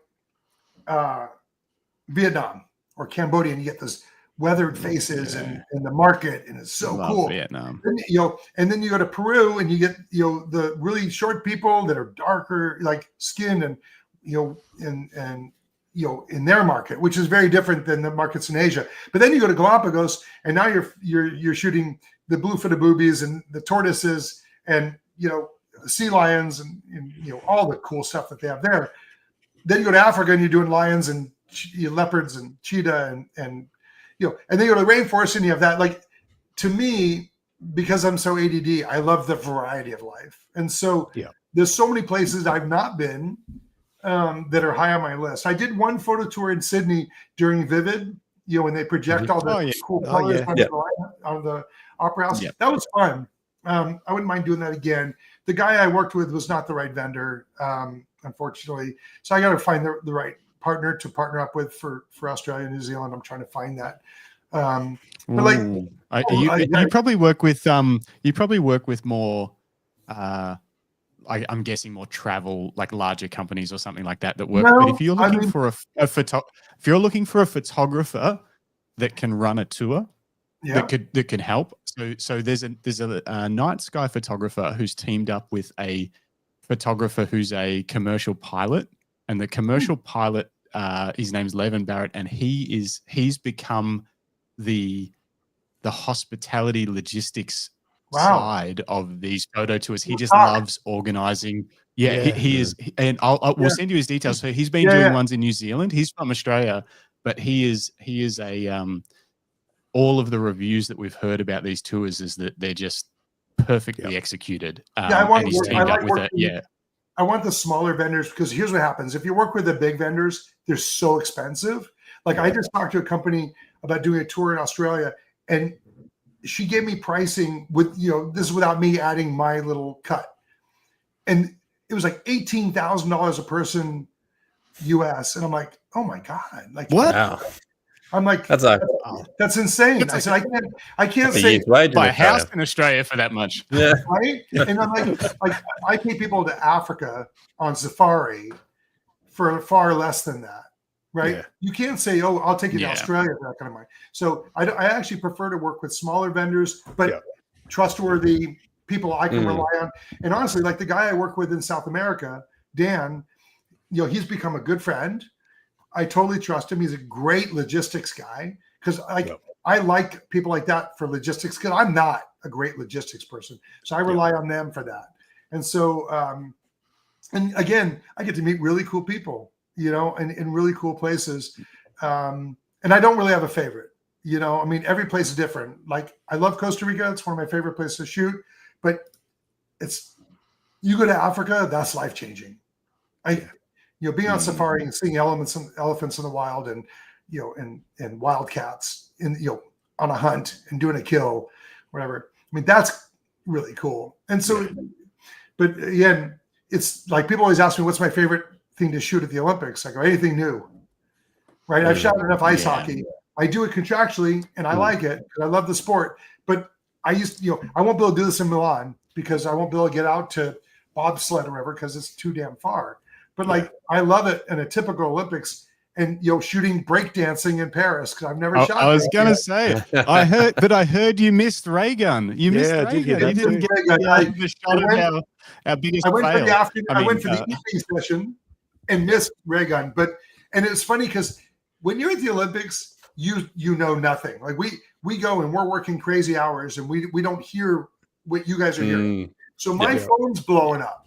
Like, did you shoot the Australian breakdancer? I'm like, what the heck is this? Like, for hours, I have no idea what you guys are all talking about. Like, all my blog followers, like, did you do this? I'm like, I don't even know what you're talking about.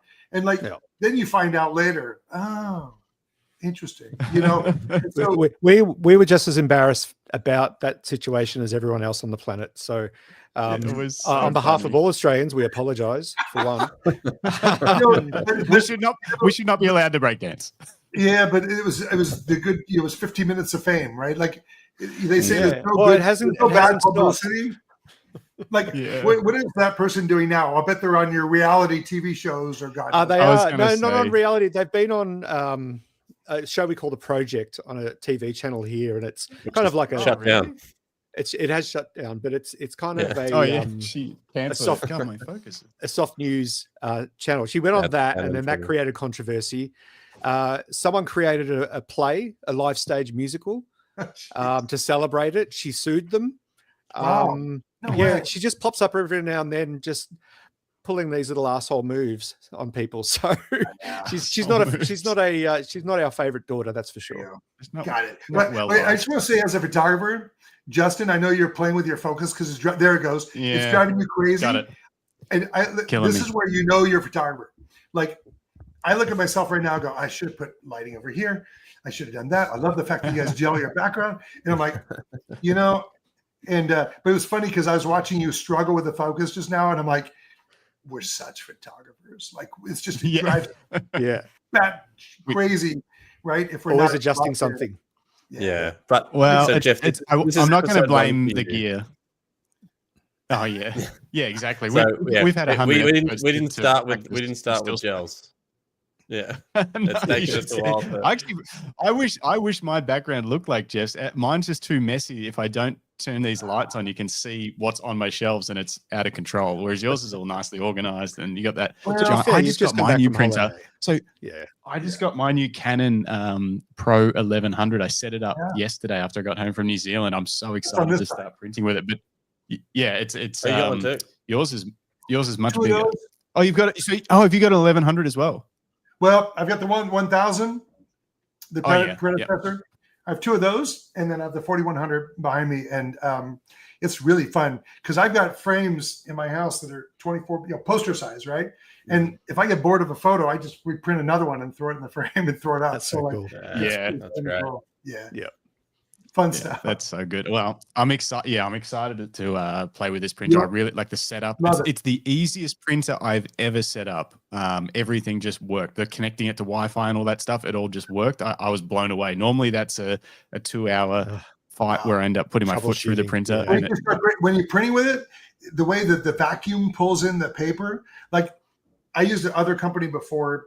So it's funny because Canon has sponsored me for cameras for 15 years. But Canon Japan's like, hey, if he's not using our printers, that's a problem. So many, many years ago, probably 12 years ago or whatever, they switched me over to Canon. And my other printer would sometimes pull in the paper sideways. It drove me crazy. Mm-hmm. This thing, every time, dead on, perfectly straight. And I love this thing. I use it.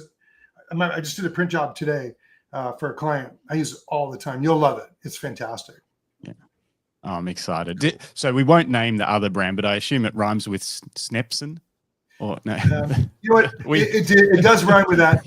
And I will say they're still good printers, and they were great people to work with.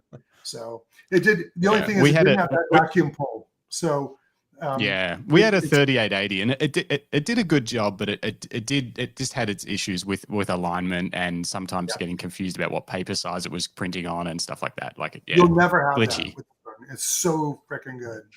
Yeah, you'll love it. Very excited. Well played, that's probably we need to well played. Hey Canon, you could sponsor the podcast for not much money, like dollars. Just Canon R1, send that to Justin Castles, please. Yeah, that's right. Yeah, just send R1, send it this way. I'll even send my R3 back to you guys. We'll do a trade. Look how pretty it is. All right, let's talk about gear for a little second, because we already know you shoot with an R1 and an R5 Mark II. What are your go-to lenses? Is it true that I saw somewhere that you don't like prime lenses? It depends on what I'm shooting, but I don't like prime lenses. Well, I shouldn't say I don't like prime lenses, because some prime lenses are amazing. But I zoom so much. If I'm shooting an event and I'm shooting with a prime, sometimes it's too much or too little. When I'm teaching on photo tours, I really like the 100 to 500 or the 100 to 300 or whatever, because even at the Olympics, I can't tell you how many times I've shot a sport where I'm too close to the action or too far from the action. So I'm reframing all the time. Yeah. And again, going back to trying to be different, sometimes I like a wide shot and sometimes I like to be in tight. So I don't understand like shooting a sport with a 600 f4, because like, okay, I had a guy that went to Galapagos and he had a 600 f4. And I said, sometimes he couldn't shoot because we were too close to when you walk by the blue-footed boobies, you have to make sure you don't step on them. They're literally in the pathway. So you have to walk around them because they won't move. Well, you're so close to them, the 600 is too much. And other times 600 may not be enough or whatever. So like, I love a zoom because I'm constantly reframing. And I find that to be the best way to shoot most of what I shoot. Now, if I'm doing portraits, I still use a 7200 for most of that, but I might use, I got an 85, I have an 85 1.2, and I was shooting I did a bar mitzvah reshoot. This family actually hired a photographer who butchered their event. So they called me up and hired me for their next kid. And they said, can you come up and shoot? We're going to get redressed up. They did no portraits before, which is shocking. So I shot, and we had the temple to ourselves because no one was there. So I did all the portraits and we had time. So I got all the shots. And then I said, you know what? let's break out the 85-1.2. I'm gonna shoot a bunch of stuff of you. And I love showing the kid and the family, what does that mean, f1.2? Because they don't know, right? No. So I'm like, so I turn the camera on, I'm like, look at this. And I go, see, I have them do this. They're pointing at me. And I'll focus on their face on one, and then focus on their finger on another one, right? In the one shot, their face is perfectly in focus, and you can't even tell it's a finger. And the next shot, the finger is perfectly in focus, and you can't even see their face. And I say, see, as a photographer, I'm choosing what I want to have in focus. So if you look at the portrait of you, your eyes are tack sharp, but look at the background that's just 5 feet behind you, completely blurred. So I'm educating them, right? And then bringing them into the process. I love it. Yes. Yeah. And so, and then they get it, and it's fun for them. A lot of times I'll even post that image where they're pointing at me with their face in focus because it's kind of funny. But I do like the primes for that. But for most of what I shoot, it's my gear when I shoot a wedding, a bar mitzvah, whatever, 7200, 2470, 1535. Yep. And a whole That's bunch your of go-to. flat. Yeah, those are the go-tos for pretty much the entire event. Yep. Yeah. Now, if I'm doing a wedding, I'll bring a macro for the wedding to get the ring shot and all that stuff. But for the typical event, the trifecta, those 3 lenses. Now, if I'm on photo tour, and when I'm shooting an event, I'm R1 and R6.2 because I don't need 40 megapixels. Yep. When I go on photo tour, I prefer the R5.2, depending what I'm shooting, because I know I'm going to have to crop in to get the shot. So I'll take the R5.2 and either an R1 or R6.2, depending. How do you find the focus on the R6.2 compared to the R1 and the R5 Mark II? Is it close enough that it doesn't bother you? It's close enough. It doesn't bother me. It's not as good. It's not as fast. But again, back to your point earlier of the difference between shooting the Olympics and shooting an event like a wedding. It's great. It does a very good job for all my personal events I'm shooting. Totally fine. Is it fast enough for the Olympics? Arguable, maybe, maybe not. I haven't tried it because I won't even take it. I take the R1s pretty much always. But again, it's interesting because a lot of people balked at the R1. It doesn't have enough resolution. Well, as a photographer, I don't need 40 megapixels all the time. And I would love to be able to just have a camera goes, what resolution would you like today at full frame? Oh, I'll take 40. That'd be great. Yeah. And I've told this to the Canon, because the R1, there are times on photo tour where I know we're like on the one day that we go out for dolphin photography on the bay where we are in Costa Rica, I know we're going to be cropping because the dolphins may be jumping kind of far away. They might be jumping right by the boat, but it's hard to get them in frame. So I know I'm doing some digitally cropping that. I'll take the R5.2. Other times I know that the monkeys will be 6 feet from us. So I'll take an R1. I know I'm not going to need to crop. So it just depends on what I'm shooting. And that's why it's nice to have a plethora of different cameras to choose from, depending on what situation I'm in. Yeah. A question about the R1, Jeff. You mentioned, I saw in one of your videos you're talking about that you were actually testing a pre-production R1 at an Olympics. Yeah. How was that? Was that scary for you? Did that cause you a lot of anxiety? Yeah. So Canon, normally like Canon, Nikon, Sony, they'll come out with the camera a month before Summer Olympics. Canon was running behind. And I said to them, guys, I cannot go to the Olympics with a camera I've never used before because there's too much muscle memory and things. So luckily, Canon under NDA, and I couldn't even tell people I was going, they flew us to a location in the US, a bunch of us photographers that were going to be relying on these cameras. And we got to, hold and play with an R1 and an R5.2 in advance. And they actually hired a sports center where they had different sports indoors. And we shot to test it. Yeah. And that was great. But it was one day of shooting or a day and a half, and then we're out. And so it wasn't enough.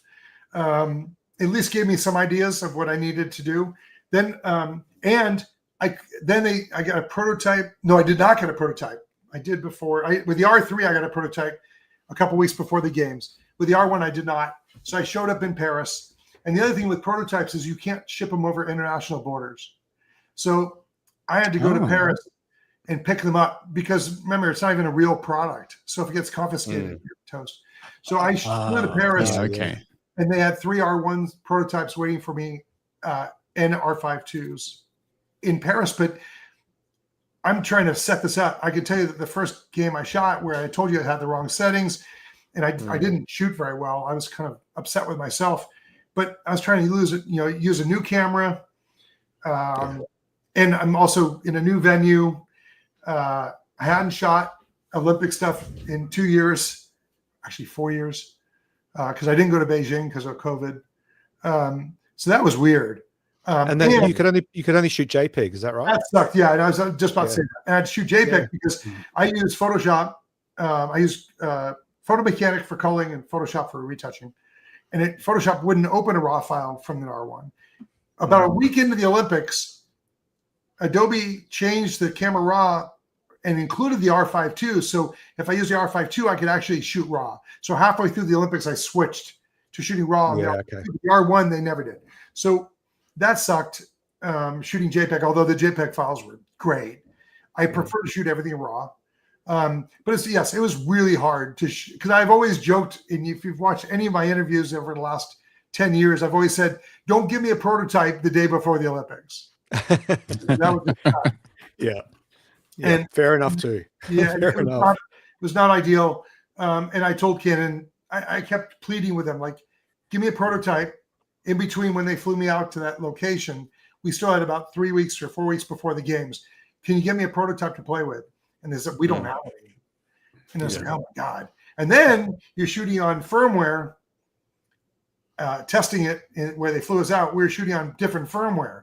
So some things didn't work right. We couldn't post the images online. And then we go to Paris. I get my prototype cameras, and the firmware has changed, and some of the features have changed. So that was not ideal. And I'm pleading with Canon, don't do that before the LA 2028 games. Let's hope. Fair enough. They will. Fair enough. R5, R1 Mark II coming. Sure. And that could be. And again, everybody always asks me, what's coming next, or have you played with this prototype? And of course I can't say because I get that too, Jeff. I'm a Fuji fanboy, and I get to test and review Fujifilm products before they go live, and these two down here will often grill me about what I have, and I've got to respect the NDA.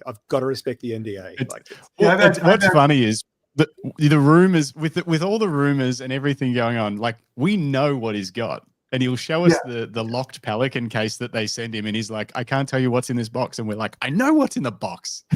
Well, the weird part is when people contact me and go, I know you have a Canon R1 because you're doing the Olympics, and I didn't. And I played with it, but I'm like, I didn't even have one. And I've had people say to me stuff like, there's been rumors of an R6 Mark II. R6 Mark III. For like months. And people are like, I know you have one. I'm like, no, I don't have one. And I think you're full of crap because the R6 II didn't come out that long ago. And I know Canon's typical schedules. So I'm like, I don't think there's an R6 Mark III coming out anytime soon. And they're like, no, you're wrong. Isn't it? Yeah, no, and it's still not out. And people were, for the last 3 months, would be like, no, you're wrong because Canon Rumors says it's coming. And I'm like, they might say it's coming, but, and typically I will know. Or I'll have one. But if I don't have one, I'll tell people, I think you're wrong.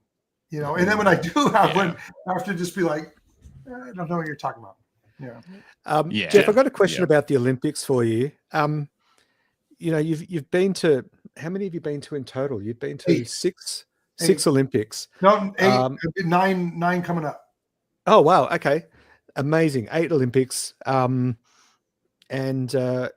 You've seen and shot a lot, and you combine that with the places you've been with your photo tours. What's been one of the biggest career highlights for you in terms of something you've been to see and shoot? Olympics or otherwise? It's funny. I used to, like, every day is different. Like, if someone asks me one time, what's your favorite photo? I don't really have one, but certain ones stand out. I can tell you the first time I 2008 Olympics, first Olympics, going into the water cube and photographing Michael Phelps winning a gold medal. Yeah. I literally left there. I had a smile that went to here for the whole night. I was in bed going, I just photographed Phelps winning gold. Yep. It's so cool. Yeah, like that one of some of those shots. Yeah, I mean, that was really cool back then to be able to do that. And then, Simone in both in Tokyo, but also in, I mean, really in Paris, because no, I like that. My ex-wife didn't like that shot. Fair enough. Yeah. All right. But I like the fact that you zoomed out on that one. That was during practice. That was before the games even started. But that experience was great because it was my first Olympics, and I was just blown away that I was there. Yeah. But every games I have a shot. Like I did a multi-exposure shot in Tokyo for fencing that people still talk about. If you go to Tokyo Olympics, you'll see. Keep going. I know the one you mean. It's probably toward the bottom, and it was a multi-exposure, four images, and it was that shot. It's coming up. That's what I was practicing. The multi-exposure. Those were cool too. Keep going. One? Nope, that one. This one. Yep. Yeah. And it's funny. I know exactly which one worked and which one did, but that one, they have to move at the right speed, and that's not in Photoshop. That's all done in camera. Like that shot was my defining shot for Tokyo. Everybody talked about. My shot in Paris. I can see why. Yeah. I mean, it was a cool shot. That's awesome. Paris was the Eiffel Tower shot that you guys were talking about earlier. Yeah. There's certain marquee shots that I know that kind of filled my cup, like that shot that you see right there on the title. I'll bring that up now. Cool. Hang on. Actually, if you go back for a second and to the Olympic rings, that shot. And I really like that shot. That's beautiful. That's when I pre-visualized about 5 months before the Olympics. Like I heard that the volleyball was going to be there, and I'm like, that would be a killer shot at sunset. And so it's amazing. Yeah, it was really fun to get that. But the other shot that keeps winning me the awards is up above, which is the skateboarding shot in the rings. Right there. Did you win an award for this? Was it only on the weekend it got announced at second place? I've won it a couple. Sports photographer of the year was a couple months back, and then I just won another contest or whatever you call them a couple days ago for that shot. And it's funny because if you look at the next shot, the guy was dead center. And but I liked both images, but I posted it on the blog and I said, which one do you guys like more? And I had all these people commenting on social media and on the blog saying, I like the off-center one better. And I said, I think I do too. And I do too. I think, and so it speaks for itself. But for sure. If you look at all those images, I've forgotten a lot of them. Honestly, like a lot of those shots, I'm like, I forgot about that. But certain ones just burn in your mind. Like, okay, that was a really cool one. Yeah. And then, but that was with the Canon 10-20 super wide. That was really cool in the Grand Palace. Again, trying to shoot differently. But, I go on photo tours and, the first, I've shot howler monkeys and spider monkeys and squirrel monkeys in Costa Rica over and over. But, once in a while I'll get one like, oh, I love that one.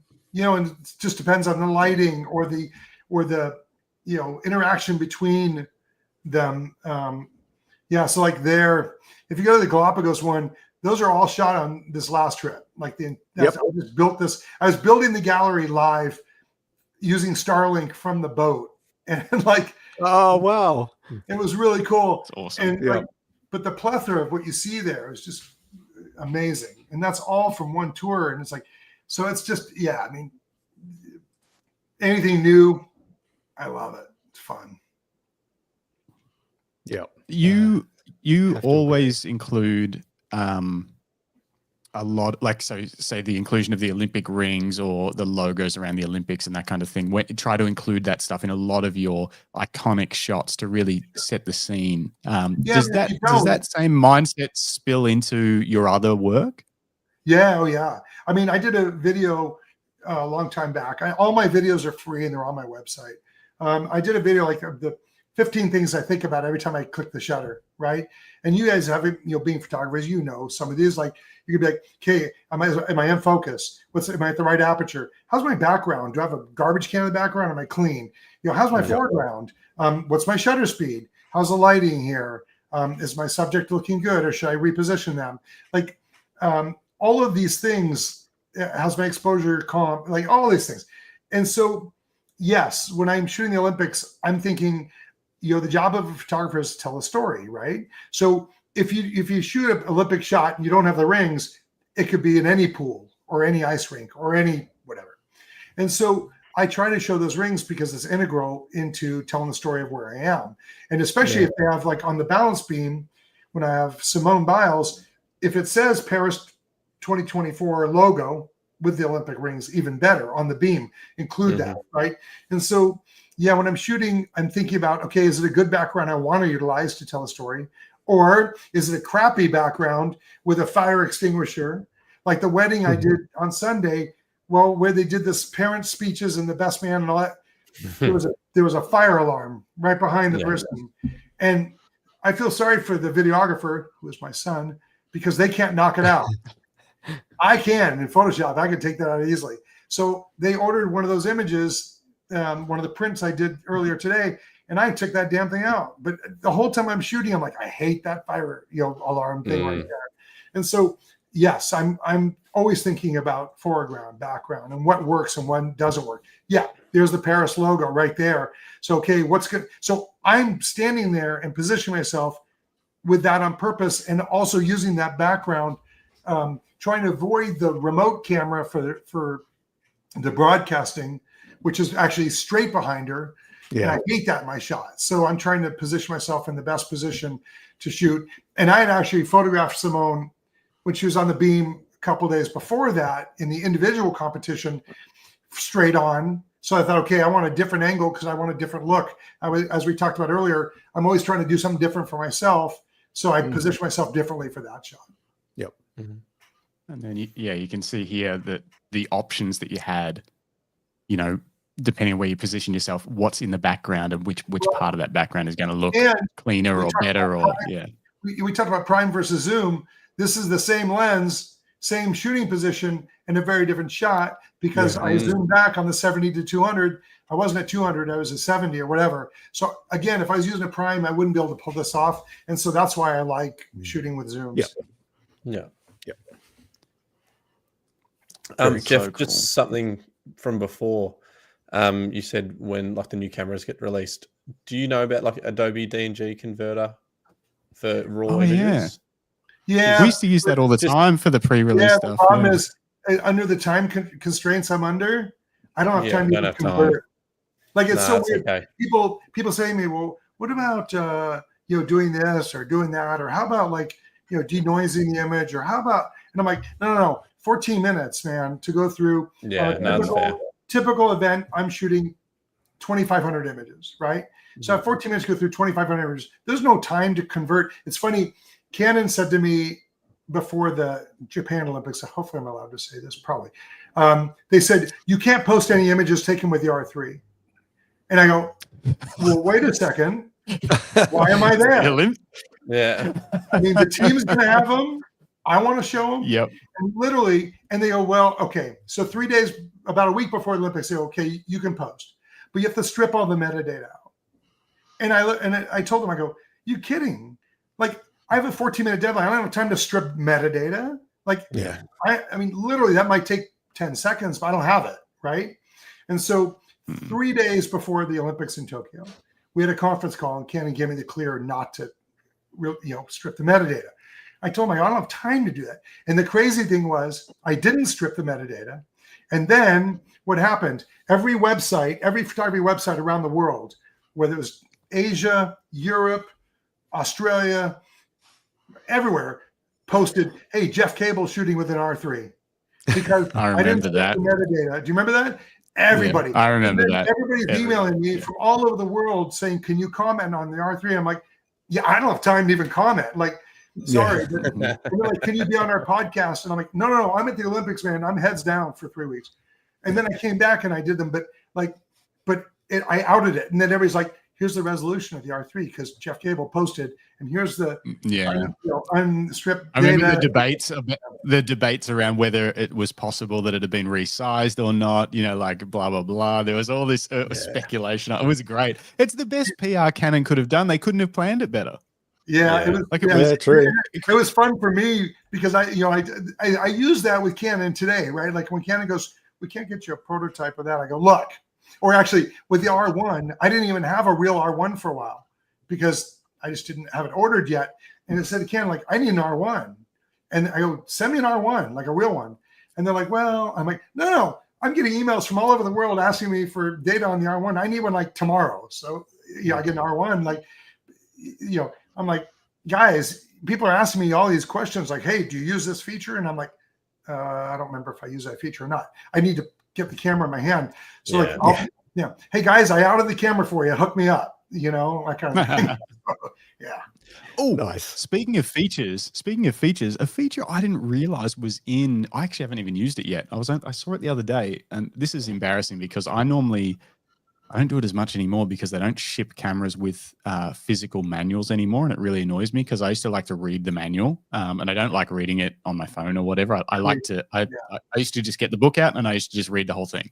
And I've noticed that I don't do it anymore, and I'm positive it's just because you have to go and download it and scroll through it. And it's not as nice. I think Canon still has the paper manuals, don't they?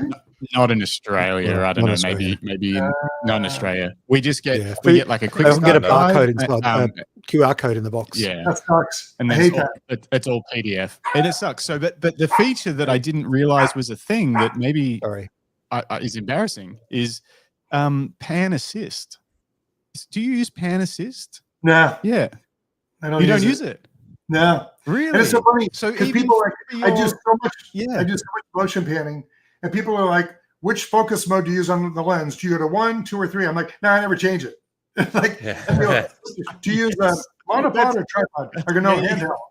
And they're like, "Wait, what?" Yeah. Like, and I tell people, motion panning is a practice thing, and I do it a lot, and so I don't use any of that stuff. But I've never tried pan assist. Maybe I should. That's so funny. I felt embarrassed because I was like, oh, so all this time I thought, I thought I knew how to do motion panning pretty well, but it was always hit and miss and trial and error. And then I saw this mode pan assist and I've never tried it.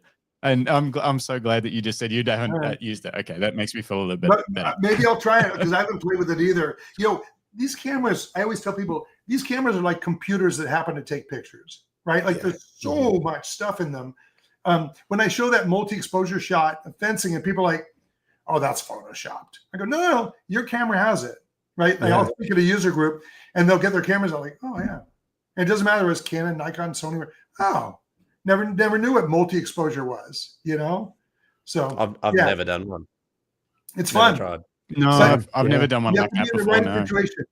You have to be the right kind of contrast between your foreground or your subject and your background and stuff. Even that one you just showed in Paris, normally with fencing, it's theatrically lit. It's just a black background with white spotlights. But there, because they were the Grand Palace, they had spectators on both sides. We didn't have quite the contrast. I still tried it. It's still fun to do, but it didn't have that punch that I got in Tokyo. Yeah. Mm-hmm. Yeah. Do you find, Jeff, I know you're a bit of a one-man band. Is some of the agencies, do they have, I guess, shooters that are there to get like the safe shot, crisp, sharp, high shutter speed, and then do they sort of employ people that they're just there to try and get something that's more artistic that they can miss because there's someone shooting a safe angle as well? Most of the stuff the agencies are doing are safe, right? Because they've got one person at this venue, like there's a guy who I'm sure I'll see in Milan. He'll just shoot ice hockey. Every ice hockey game, doesn't matter whether it's for Team USA, Team Germany, Team Russia, whatever. Every ice hockey game, oh my God, that that sounds so rough. hard. And your neck would get so sore because you're in the same shooting position the whole time. That'd be tough. Mm-hmm. So now I've forgotten the question. Bring me back. Oh, sorry. I was just asking, is there people that are there to shoot sort of the safe shot for the agencies, and then someone that's sort of shooting something more artistic that? Yeah. So if it's one person shooting in a venue, they're going to go for the safe shot, right? You got to get Simone Biles doing her thing. You got to get this person, this athlete from Germany, whatever. But if it's certain marquee thing, like when Usain Bolt ran in Rio, and you saw, I don't know if you guys saw that one motion pan where from the inside. Yeah. I mean, holy crap. But you'd have to have balls the size of a cantaloupe to like pull that off on your own, right? Mm. Like, no way am I going to go photograph Usain Bolt one race that lasts 15 seconds or whatever that is and risk trying to motion pan it. No way. It's too risky. You got to get the shot. I think it was shot, But from the inside too. The agency's got 25 guys there. They've got a guy in the straight on position, the guy at the takeoff, they got the guy on the sides, they've got the guy at the 3/4 position, they have the overhead, they have this guy, they have the guy on the robotic, and then they have the guy that goes, you're going to motion pan this thing. Now, motion panning is hard. They're going to get their best motion pan guy. It was an epic shot. I mean, mind-blowing epic shot. And it's kind of like the shot of the surfer that the guy got for the Paris Olympics. You probably saw the guy in the air that won photographer of the year for sports photography. That was a no-brainer. Of course he won. That was just a killer shot. And it was like, I think it was like the second day of the Olympics, and all the photographers were like, well, I guess we're not going for the best shot of the game. But like the shot, that motion pan, they're going to have a whole team of people. Because I said, who's crazy enough to motion pan that particular event where it's seconds long? Well, if you have 25 guys, you can have one or two guys to try to get the shot. Now, the fact that Usain Bolt happened to be cocky enough to turn and kind of look at him was epic. You can never, ever plan that. I mean, I call that the unicorn sauce. That was insane. Look, good photography is the right skills, the right practice, the right knowledge of the camera, being at the right place, and then it's luck. I mean, that's just Yeah. And how many times did the photographer go for something like that in their career and not get it? But they tried, and you have to keep trying. Like they've how many at bats to get that to hit a home run kind of thing. Yeah, and if you look at most of my coolest motion pans or multi-exposure shots, it's not Team USA because I'm playing around shooting with the other athletes because I'm not contractually obligated. I mean, that fencing multi-exposure happened to be an American. Some of my best motion pans for equestrian happen to be American. That's just lucky. But I'm trying on the other athletes because I can't risk it contractually for my team. Hey Jeff, I'm mindful of time because I know you've got a call. So if you need to go, just say hi for us too. I actually he loves Australia. So I was trying to remember if he and I ever went there. I don't think so, but I mean, I can call him anytime, but it's dinner time here. I know it's breakfast time for you guys, or almost lunchtime. It's 11. It's I've had breakfast, but I've got a couple more questions if you have time. But if you've got to go, just yell out. Yeah, no, fire away. Okay. Where do I want to start? I want to find out where to start. All right. First of all, we had a question back here about gear, which leads me into sort of a few questions I have about gear. So moving from venue to venue sounds like an opportunity for thieves. Have you had many thefts of equipment or just damage or anything like that at the Olympics? Have you had any gear issues? I'm knocking on wood. I have not. Perfect. But I will tell you that I've heard many stories from people I know and other photographers. We all talk. And if something happens, it's bad. It goes through the press center like a wave. Rio was the worst. The Summer Olympics in Rio. I mean, Brazil is already known. Nothing against Brazil because I like Brazil, but it's not the safest place. And I remember opening ceremonies, before opening ceremonies, people were getting stuff ripped off. At opening ceremonies, I was getting text messages from people. Watch your gear. We've already one guy lost like 40 grand worth of stuff. So I had my foot through my backpack strap all the time, and held on for dear life. Never left my equipment. But it's something we worry about. They've got lockers in all the venues. So I've got a locker in the main press center. I've got a locker in each hockey venue in Milan, and I lock stuff up. But there's even been talk the lockers aren't very secure. They're like high school locker, with a lock on. They're not. Someone can cut through. So you worry, but you can't worry to the point of not getting your job done. So like I said, I knock on wood because so far I've been lucky. The camera gear I'm less concerned about because God forbid someone rips off my camera gear. Most time it's not mine, it's Canon's. So, Or I also know if it's my own, I can go back to the press center and tell Canon, I need 3 more R1s, I need a 7200, and they'll give it to me, and I'm back in business. What I worry about is my images, my SSDs, my laptop, because my laptop is already pre-configured with Photo Mechanic and Photoshop and everything I need.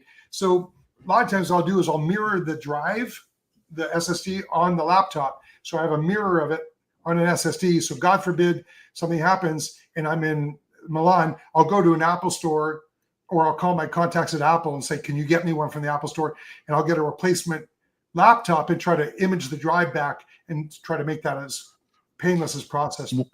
But it is something that is on our minds always. And I remember being in Brazil, and all I had was like this. I'll show you. It was this kind of a rig. It was like an Brazil it wasn't. It might have been a 5D Mark IV or whatever with a lens. It was about this big. And people were like, no. Do not walk in town like this with your camera. Because in Brazil, you don't even do this. You don't walk around town with a phone because they'll come by on a motorcycle and grab it or whatever. And so it's different than being in Australia or here or whatever. But literally, people were so used to that kind of way that when I walked around with this kind of rig, they're like, don't go outside your hotel like this. And I go, well, wait a second. I'm surrounded by guys with machine guns, literally on military vehicles. I think I'm safe. But during the Olympics, you're safe. The minute the Olympics was over, they were back to their old routine. So I have to just kind of hope to God. But Paris, my hotel was not in the best area, and I had to walk through this park at like midnight or 2 a.m, pitch black. Well, it was lit, but they're like, do not do this with $40,000 worth of gear. I didn't have a choice. The train let me off. I had to walk back to my place. There's no Uber or anything. I just walked back. So I would like not put my headphones in, or if I did, I'd put one in, and I was keeping an eye out. But I asked the hotel, and they said, yeah, not very safe in the park, but maybe right now, because I think they brought in 40,000 extra police in Paris. Like during the Olympics, it is safer, and we hope to God that's the case. But yeah, when you're in the public, and this might be an issue in Milan too, you got to watch your stuff and hope to God. And like I said, I haven't dealt with that yet, and I hope I never do. That would be, I mean, a lot of times I got my wallet in my bag along with all my camera gear and my laptop and all the accessories that, memory cards, stuff that it'd be hard to replace on site. So, I mean, it's scary. That part is scary. Yeah. It is. You mentioned you work with Think Tank, who are by far one of my favorite bag companies. I'm a big fan of Mindshift, which is like their kind of outdoor arm, and I use their rotation packs a lot for mountain biking and snowboarding and stuff like that. What's your kind of go-to camera carrying setup for like airplane travel, and then around the Olympics? You mentioned a backpack. Like, what do you use? So I use the Airporter bag, which is a bigger bag, as my main gear bag. It's sitting right below me, right there. That's with all my gear there. Ooh, kind of flipped around, didn't it? That was weird. Hold on, let's see if I can get that a little bit more streamlined. There it is. Get the microphone out of the way. But there's the bag. That's my main gear bag. That's for the wedding and bar mitzvahs. Has it got backpack straps on it? No, like that one does not. Backpack straps? No, oh, not that one. No, okay. That one does not. Looks like one we've got. And then the other room, I've got 8 more or 9 more of them, different sizes. And I've got the one I use, and I take 2 to the Olympics. I take this big one, which is my primary one. Winter Olympics, if I know I'm going to be going in the snow and I can't roll this giant, massive beast, then I'll take the rolling backpack, which is now called the Walker. It was called the Street Walker. Now they just call it the Walker because Street Walker sounds like a prostitute. But it's pretty fun. But the Walker rolling backpack is phenomenal because it rolls, but it also is a backpack. And I use that, and I've got some smaller versions of that I take. But when I do a photo tour, I don't check my luggage. I do a carry-on bag for my clothes. I don't need hair product. And then I take the rolling backpack, and the roller, I roll through the airports because it's too heavy to put on my back. And as soon as I get in line to get on the airplane, I put the straps on and wear it because they don't bitch about me having 2 rolling bags. And then I bleep in, and I get on the plane. As soon as I get toward the plane, I put everything back in the roller version again, and that works really well. Because I mean, otherwise, it's a lot of weight on your back, and it's a lot, it's a lot of shoulder pain and stuff. So those are my two main bags, and I've got a bunch of other ones that are smaller. And I do like this. Like you said, the rotating bag is kind of cool for just a day shoot. Or I'll just keep it in the back of my car. I've been using it because it fits. I can fit my R3 with a 7200 2.8, the original one, the shorter one, mounted in the rotation pack, along with a wide angle lens and another lens if I want, and all accessible from the rotation point, which is pretty crazy. Like the gear has gotten so small that it can fit a 7200 mounted in there. Is the one thing I don't like about this one doesn't fold down as small as the old one. The other one. Yeah. But again, I knew that I needed this one for Milan. I mean, I could have borrowed one for Milan probably, but this one just, and the other thing is I'm sponsored by Canon. They want me to have the latest gear. So I just sold the other one and got this one. Yeah. Keeps them happier. Yeah. I'm sure you'll get a ton of questions about the differences between those two 7200s. I'll tell you right now, because minimal. And even between the EF, if you put an EF with the EF-RF adapter, those lenses were so damn good. The 7200 is still my favorite lens for almost everything I shoot, portraits and stuff like that. And honestly, the difference, even though I'm sponsored by Canon, I'm honest with people. And if they say, should I go from the version 1 to version 2 or version 2 to version 3 or from the preceding 7200 to this one? No, you really don't need it. I mean, I need it because I'm shooting hockey and this happens. But no, I mean, they're all great lenses. And is it worth losing $600 by selling one and buying the new one? No. No.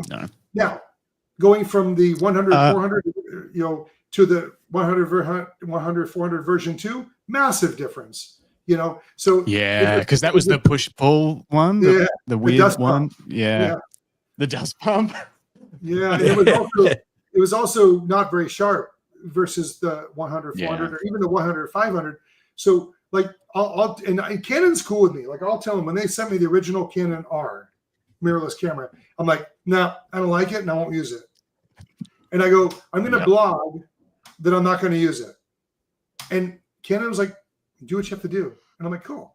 And I told people, this is a good camera, but it's not for me. It only has one card slot. The focus isn't very good. I mean, they fixed some of that in firmware. But and that really slide thing they put on there, I'm like, oh, that's kind of cool. And I tried this. And it was like gimmicky. And so, I try to be honest with people. And all the 7200 2.8s, damn good lenses across the board. Question here from LTK Photo. Hey, LTK. What's the longest focal length that you use? So I had the 200 to 400 with the teleadapter built in, which took me to, was it 650? I don't use the 600 f4 very often.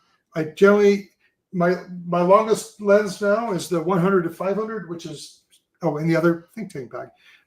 So 100 to 500, which I like that lens. It ends at 7.1, which is not great, but it's still a very sharp, very good lens. Every shot you see from Galapagos was taken with that lens. It focuses really fast. Okay.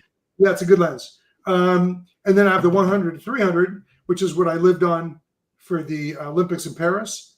And the 100 to 300, I've got both the 1.4 and the 2.2x teleadapter. So that could take me to 600 millimeters. And that's the farthest I go. I was walking today with my girlfriend over by the beach along the California coastline, and there were whales out there. They weren't breaching, but they were blowing and stuff. And there was a guy there with a 600 f4 with a 2x teleadapter shooting at 1200 millimeters. I've never done that. And she's like, I'll bet you wish you were shooting right now. Nah, because the whales are too far out. I don't want to shoot 1200 millimeters. I'd rather be on a boat, go right up to the whales and shoot. So like I'm spoiled in that regard. So 500, really 500-ish millimeters is the most I have. And honestly, for everywhere I teach, whether it's the rainforest or in Africa, that's plenty.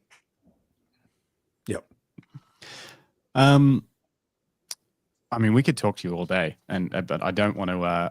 Don't want to steal all of your time. But I do want to talk about what I think is probably one of the most common questions that you get that I'm not going to ask. I think you get asked all the time. how do I become a photographer at the Olympics? I'm not going to ask that because we all know, although I do love your perspective about how you talked about offering your work for free, because some people say you should never work for free. And a lot of the advice I saw you give people was offer to work for free for various sports organizations, teams, whatever you can find to try and get an in and show them your value and how you work, which I think is great advice. But what I wanted to ask you was, what's your advice for someone that's looking to transition to their own photography business later in life, during a career, after a career, whether they're sort of, at the stage that you were, where you had a successful career, you had done things, and then you still decided to go out and do your own thing. Do you have any advice for people that are thinking about taking that leap? Yeah, honestly, I'll be honest with you. That was a tough decision for me, for a lot of reasons. Being in the corporate world, having expense account when you're traveling, and getting treated really nicely when you go places, because when you run marketing, people treat you really well. I got spoiled by that, and I thought, do I really want to lose that? And of course, in the US, you have health benefits that your company pays mostly for, and they're crazy expensive here. Like I pay $20,000 a year just for medical coverage, and it's not even good coverage. Yeah. What? It's crazy expensive. Oh my gosh. So the decision to leave corporate and go on my own was a really tough one, because I thought, am I going to make even remotely the same kind of money? And I have to pay when I was married and I had kids, I was paying close to $30,000 a year for medical. I'm like, this is crazy. And so it was a tough decision. It was the right decision. As it turns out, I'm doing much better than I did in the corporate world, and I get to control my own destiny, which is nice. But the key is back to what we talked about before, which is you have to run it like a business. You have to understand marketing, and again, understanding that what you can't, like everybody says to me, oh, you do mostly personal events. So, and this is before I did photo tours. So you just work one day a week on Saturday? That's cool. And I'm like, yeah, right. I like Justin's laughing. We're all laughing because we all know it's not even close to that, right? Like yes, you're shooting on Saturday. Sunday, I always post next day. Like without fail, I want to post next day and beat expectations. So that means half a Sunday is blown because I'm going through the images and doing all that. Then Monday, I'm catching up on email because I haven't done an email for Saturday or Sunday. And I answer every email I get. I don't care if I know them or not, if they're a follower or social media, I try to answer every email. So that's Monday, Tuesday, I do that. Then I got new clients contacting me. I've got old clients who are ready to order images or an album. So I do the album design. Oh, and then they order images. I got to go to the post office and mail them. So, and I got to do social media. I got to write a blog post. So it's like a 7-day a week. Don't think that you're getting into this with a 1 day, this would be an easy gig. Because it's not. You have to run it like a business. You're doing everything. So with that in mind, I love what I do. So I don't want to stop doing it. And I'm a total control freak. So I don't job out my retouching. I do it all. I don't job out my album design. I do that too. Like, I want to do it and I love doing it. But you have to understand that the investment in equipment, you guys know this. I mean, I'm sitting on, I don't know, $40,000 worth of gear at least. And then you have to have your insurance for your business. You're paying your health insurance. You have to pay for, God knows, you have to pay for your web domain, and you have to pay for, an LLC for your business, blah, blah, blah, blah, blah, blah, blah. It's expensive. And so getting into it, when a client says to me, wait, you charge how much a day? And I go, well, I'm good at what I do. I got 20 years of experience, but I also have to buy all this stuff. And, they don't, although then they find out I get all this stuff free from Think Tank and Canon and Apple and everything. But I mean, the average photographer doesn't get that, right? It took me 20 years to build a business to get sponsored by everybody. Yeah. But it's a very expensive thing to get into, and you have to have the passion for it, and you have to learn, right? And once you learn the camera and you think you're good at the camera, then you have to learn lighting, which is equally as hard, if not harder, than learning the camera settings. And so there's a lot that goes into it. And I just tell people, just remember it's a business, love it. And if you love it, it's great. But don't think, like, I can't tell you how many emails I get from people. Someday I want to be a sports photographer like you, or a Sports Illustrated photographer. No, you don't. You don't want to do that because it's so hard to make a living. Like when you guys introduced me as a sports photographer, no, I do a little bit of everything. I do wildlife, I do sports, I do events, because frankly, the events that I do here in the Bay Area pay most of the bills because I mean, that is, that there's money in that. Right. But if I was just trying to sell it at an art show or trying to sell my photos online, I can tell you that barely happens. It just doesn't because there's so many people trying to do it. Don't get suckered in. I shouldn't say this, but there's companies that are, you have a huge following. You'll sell tens of thousands of dollars worth of your artwork. No, you won't. And so like, I try to be realistic with people. And David just says, I love that you're an everything photographer. I love too being an everything photographer because I don't want to just be sports. I love shooting, events like doing that wedding for that family that I've known for 15 years. That was my labor of love. And I captured this amazing moment for them. And I love doing it. But when I'm out shooting animals for, doing wildlife stuff, I love that too. That fills my cup. And it's funny because, we come back in Galapagos and get back to the boat. And my girlfriend's like, I'm going to take a nap. I got to see what the hell I got. Right. And I'm downloading and I'm retouching. And she's like, you're a nut. Like, she's like, but I can't help it. Like, I want to see what I got, and that passion is what drives me. And it has to, because it's not an easy business to run by yourself and be successful at it. No, I think that's great advice. Absolutely. It's perfect to wrap all that wrap it up the way you did then is it really, you have to have a deep passion to make it work, but it can work, but you've got to love it. But it definitely can work. Yeah, unfortunately in this business, you either have to start by giving stuff away or you start at the bottom and you have to charge and people are brutal. My son who's now in the business, and of course he leverages my name a lot and it's smart to do that. He'll call me up like, Dad, these people wanted to hire me to shoot a wedding and they want to pay me like $500. And he knows what I charge. He's like, yeah, I'm not doing that. And I'm like, well, Connor, you have to start somewhere, and it's hard. My first wedding was $500 for a friend. Yeah. My first paid one. It's a crap load of work, right? You're investing 12 hours of high stress time, not to mention the time before planning, the time after going through images. And like, it's hard. And so he's smart enough to be like, nope, I'm not doing it. But I also told him, you can't command what I'm getting because you're not me. You have to earn that respect. He's gotten very good and he's doing really well. But you have to earn that. And it takes a long time. And it's hard when someone says to you, oh, these are great photos. You must have a great camera. Oh God. Like, right? Like we've all had that. It's a Canon R1. That's right. Yeah. Well, a builder doesn't get told, oh, well, your house is beautiful. You must have a great hammer. Right. And a cook, you don't go to a restaurant and say, this is an amazing meal. What kind of pots and pans do you cook with? Right. It's like, or you don't pick up a paintbrush and you don't paint like Matisse or Van Gogh just because you have the same paintbrush or paint. And so that's hard, but this is what you get at the bottom. Right. And you have to have thick skin at the bottom because there's going to be people that are going to treat you like that until you prove yourself. And I had to do this too. You have to prove yourself. And for me, shooting the Olympics is my differentiator because clearly you don't become an 8-time Olympic photographer if you suck. Although I have people that email me or put on social media, there's not one good image on this guy's website. And I get that sometimes too, but I mean, you have to earn your job.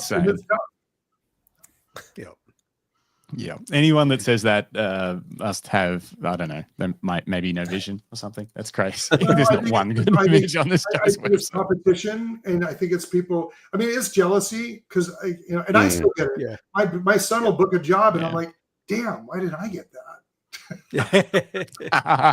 You're competing with him. You're contacting his clients and undercutting his prices. Yeah, actually, well, he shoots for me. He and his wife are associate photographers for me, and I'm actually flying him to Costa Rica with to do a video behind the scenes of me teaching because he's a great video guy. That's great. So we're and I told him, I go, look, at some point in my career, I'm not going to want to do weddings and bar mitzvahs anymore because I'm going to be just too old to do it.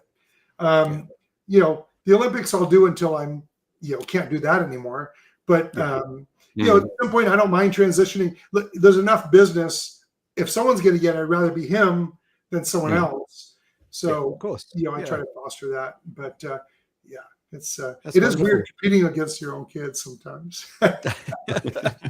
Yeah, it's great. Yeah, for sure. I am conscious of time, and and we all have days to get on with, but you have an important conversation to have with someone. So I've got one last question. Do you have any more questions, Greg? No, I'm good. Do you want to ask the question? No. Well, no, actually, damn, that means I've got two questions. I have multiple questions, and I forgot about the other question. All right, let me start with a question we ask everybody. If it was the end of the world, some sort of zombie apocalypse type scenario, you know, you're at the Olympics and the zombies are spreading and all the athletes have turned into like elite sports zombies, and you had to capture the end of the world. Ooh, I'd motion pan. No, go ahead.